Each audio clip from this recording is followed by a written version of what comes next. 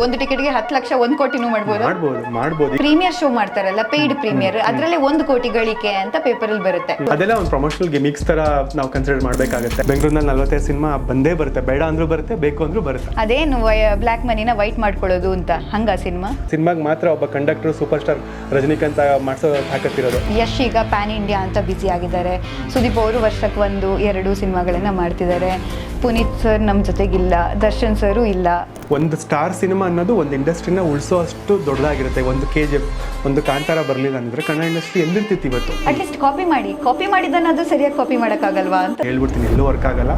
Super PAN India family ಕೂತ್ಕೊಂಡು ಎಲ್ಲ ನೋಡ್ಬೋದು. ಕನ್ನಡ ಸಿನಿಮಾನ ಗೆಲ್ಸಿ. ಭಾಷೆನ ತರಲೇಬೇಡಿ, ಕನ್ನಡಕ್ಕೆ ಇರೋ ವ್ಯಾಲ್ಯೂ ಬೇರೆ. ಡಿ ಬಾಸ್ ಅಭಿಮಾನಿ, ಡಿ ಬಾಸ್ ಬಗ್ಗೆ ಅವಾಗ ಹೇಳೋದು, ಸಿನಿಮಾ ರಿಲೀಸ್ ಆಗೋ ಟೈಮಲ್ಲಂತೂ ಹಂಗಂತ ನಮ್ಮ ಜನಗಳು ಅಷ್ಟು ದಡ್ರಿಲ್ಲ. ಒಂದು ಸಿನಿಮಾನ ಪ್ರಮೋಷನ್ ಮಾಡಬೇಕು ಅಂದ್ರೆ ಲೋಯೆಸ್ಟ್ ಬಜೆಟ್ ಅಂದ್ರೆ ಎಷ್ಟು ಇರಬೇಕಾಗುತ್ತೆ, ಹೈಯೆಸ್ಟ್ ಬಜೆಟ್ ಅಂದ್ರೆ ಒಂದು ಎಷ್ಟು ಹಾಕ್ತಾರೆ? ನೀವು 1.5 ಲಕ್ಷದಿಂದ ಒಂದು 5.5 ಲಕ್ಷ ತನಕ. ಈಗ OTTಲಿ ಯಾವ್ದು ಸಿನಿಮಾಗಳು ರಿಲೀಸ್ ಆಗ್ತಾ ಇಲ್ವಲ್ಲ, ಅದೆಲ್ಲ ಸೆಲೆಕ್ಟ್ ಆಗದೆ ಇರೋ ಸಿನಿಮಾಗಳ ಫಸ್ಟ್ ಕ್ರೈಟೀರಿಯಾ ನೋಡ್ತಾರೆ.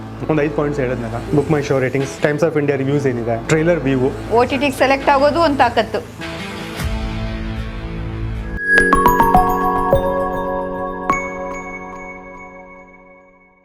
ಬಟ್ ಈಗ ಡೇಟ್ ಎಲ್ಲ ಫಿಕ್ಸ್ ಮಾಡ್ತಿರಲ್ಲ, ಈ ಡೇಟ್ ಅಲ್ಲಿ ರಿಲೀಸ್ ಅಂತ, ಅದೆಲ್ಲ ಡಿಸ್ಟ್ರಿಬ್ಯೂಟರ್ ಕೈಯಲ್ಲೇ ಇರುತ್ತಾ ಅಥವಾ ಅದನ್ನ ಪ್ರೊಡ್ಯೂಸರ್ ಕೂತ್ಕೊಂಡು ಡಿಸೈಡ್ ಮಾಡ್ತಾರಾ ಅಂತ? ಯಾಕಂದ್ರೆ ಇದು ಯಾಕೆ ಕ್ಯೂರಿಯಾಸಿಟಿ ನಂಗೆ ಅಂದ್ರೆ, ಟಾಕ್ಸಿಕ್ ರಿಲೀಸ್ ಆಗ್ಬೇಕಿತ್ತು, ಆ ಗ್ಯಾಪ್ ಅನ್ನ ಎನ್ಕ್ಯಾಶ್ ಮಾಡ್ಕೊಂಡು ಲವ್ ಮೊಕ್ಟೆಲ್ 3 ರಿಲೀಸ್ ಆಯ್ತು.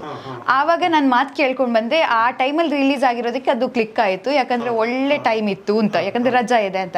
ಇದೆಲ್ಲ ಹೇಗೆ ಪ್ಲಾನ್ ಆಗುತ್ತೆ ಅಂತ? ಯಾಕಂದ್ರೆ ಅದು ನೋಡಿ, ಅಲ್ಲೂ ನಾವು ಹ್ಯೂಮನ್ ಮೈಂಡ್ ಸೆಟ್ ನ ಅರ್ಥ ಮಾಡ್ಕೋಬೇಕು. ಅವ್ರಿಗೆ ಯಾವಾಗ ರಜಾ ಇರುತ್ತೆ, ಮಕ್ಳಿಗೆ ಯಾವಾಗ ರಜಾ ಇರುತ್ತೆ, ಅಥವಾ ದೊಡ್ಡವ್ರಿಗೆ ರಜಾ ಇದೆಯಾ, ಅಲ್ಲಿ ಹಬ್ಬ ಇದೆಯಾ, ಹಬ್ಬದಲ್ಲಿ ಬರ್ತಾರಾ, ಇದೆಲ್ಲಾನು ಅದನ್ನು ಒಂದು ಲರ್ನಿಂಗ್ ತಾನೆ. ಲರ್ನಿಂಗ್ ಅನ್ನೋದಕ್ಕಿಂತ ಅದು ಹೇಳಿದ್ನಲ್ಲ, ಇಟ್ಸ್ ಅ ಸ್ಟ್ರಾಟಜಿ. ನೀವು ಸ್ಟ್ರಾಟಜಿಕಲಿ ನೋಡಬೇಕು ಒಂದು ಸಿನಿಮಾ ಅಂತಂದ್ರೆ. ಅಲ್ಲಿ ಮೇನ್ ಆಗಿ ಬರೋದೇ ರೆಪ್ಯುಟೇಷನ್ ಮ್ಯಾನೇಜ್ಮೆಂಟ್. ನೀವು ಒಂದು ರೆಪ್ಯುಟೇಷನ್ ಕ್ರಿಯೇಟ್ ಮಾಡಬೇಕು ಒಂದು ಸಿನಿಮಾಗೆ. ಆ ರೆಪ್ಯುಟೇಷನ್ ಕ್ರಿಯೇಟಿಂಗ್ ಪ್ರೋಸೆಸ್ ಅಲ್ಲಿ ಒಂದಷ್ಟು ಸ್ಟೆಪ್ಸ್ ಇದೆ. ಸಿನಿಮಾ ಯಾವಾಗ ಪ್ಲೇಸ್ ಮಾಡಬೇಕು, ಆ ಟೈಮಲ್ಲಿ ಬೇರೆ ಯಾವ ಸಿನಿಮಾ ಬರ್ತಿದೆ, ಮತ್ತು ಸಿನಿಮಾನ ಎಲ್ಲಿ ಪ್ರೊಜೆಕ್ಟ್ ಮಾಡಬೇಕು, ಮತ್ತು ಅದಕ್ಕೆ ಯಾವ ಕ್ಯಾನ್ವಸ್ ಸೆಟ್ ಮಾಡಬೇಕು. ಈಗ ನನಗೆ ಈಗ ಒಂದಷ್ಟು ಟೈಟಲ್ಸ್ ಇದೆ ನನ್ನ ಕೈಲಿ. ಈಗ ನಾನು ಲೈನ್ ಪ್ರೊಡಕ್ಷನ್ ಕೂಡ ಮಾಡ್ತಾ ಇದ್ದೀನಿ. ಅಂದ್ರೆ ನಾವು ಸಿನಿಮಾ ಪ್ರೋಸೆಸ್ ಅಂದ್ರೆ ಅದನ್ನ ಮೇಕಿಂಗ್ ಪ್ರೋಸೆಸ್ ಇಂದಾನೆ ಇನ್ವಾಲ್ವ್ ಆಗ್ಬಿಡ್ತೀವಿ. ಒಂದು ಸ್ಕ್ರಿಪ್ಟ್ ಇಂದಾನೆ ಇನ್ವಾಲ್ವ್ ಆಗ್ಬಿಟ್ಟು ಒಂದು ಸಿನಿಮಾನ ಕಂಪ್ಲೀಟ್ ಎಕ್ಸಿಕ್ಯೂಷನ್ ನ ನೋಡ್ಕೊಂಡು ಕಂಪ್ಲೀಟ್ ಬಿಸ್ನೆಸ್ ತನಕನೂ ಅದನ್ನ ಹ್ಯಾಂಡಲ್ ಮಾಡೋದು with quality. So quality main. ಮತ್ತೆ ಅದಕ್ಕೆ ಒಂದು ರೆಪ್ಯುಟೇಷನ್ ಕ್ರಿಯೇಟ್ ಮಾಡೋದು. ನೋಡಿ, ರೆಪ್ಯುಟೇಷನ್ ಮ್ಯಾನೇಜ್ಮೆಂಟ್ ಅನ್ನೋ ಒಂದು ಪದ ನಮ್ಮ ಇಂಡಸ್ಟ್ರಿ ಅವ್ರಿಗೆ ಗೊತ್ತೇ ಇಲ್ಲ. ನಾವು ಫಸ್ಟ್ ರೆಪ್ಯುಟೇಷನ್ ಕ್ರಿಯೇಟ್ ಮಾಡಬೇಕು. ನಾನು ಹೇಳಿದ್ನಲ್ಲ, ನೀವು ಹೋಗ್ಬಿಟ್ಟು ನಿಮಗೆ ಯಾವುದೋ ಒಂದು OTT ಪಿಚ್ ಮಾಡಬೇಕು ಅಂದ್ರೆ ಫಸ್ಟ್ ನಿಮ್ಮ ಸಿನಿಮಾ ಎಷ್ಟು ಗ್ಲೋಬಲ್ ರೆಪ್ಯುಟೇಷನ್ ಇದೆ ಅದಕ್ಕೆ ಅನ್ನೋದನ್ನ ನೀವು ಫಸ್ಟ್ ಅವರಿಗೆ ಅರ್ಥ ಮಾಡಿಸ್ಬೇಕು. ಅವನು ಅಟ್ಲೀಸ್ಟ್ ಹಿಂಗೆ ಓಪನ್ ಮಾಡಿದಾಗ ಒಂದಿಬ್ರು ವಿಕಿಪೀಡಿಯಾದಲ್ಲಾರು ಇರಬೇಕು, ನಮ್ಮ ಸಿನಿಮಾ ವರ್ಕ್ ಮಾಡಿರೋರು. ಅಟ್ಲೀಸ್ಟ್ ನೋಡ್ತಾನೆ, ಹಿಂಗಿದೆ ಅಂತ. ಅಟ್ಲೀಸ್ಟ್ ಅವ್ರದ್ದೊಂದು ಇಂಗ್ಲೀಷ್ ರಿವ್ಯೂಸ್ ಇರಬೇಕು, ಅಥವಾ ಇಂಗ್ಲೀಷ್ ಆರ್ಟಿಕಲ್ಸ್ ಇರಬೇಕು.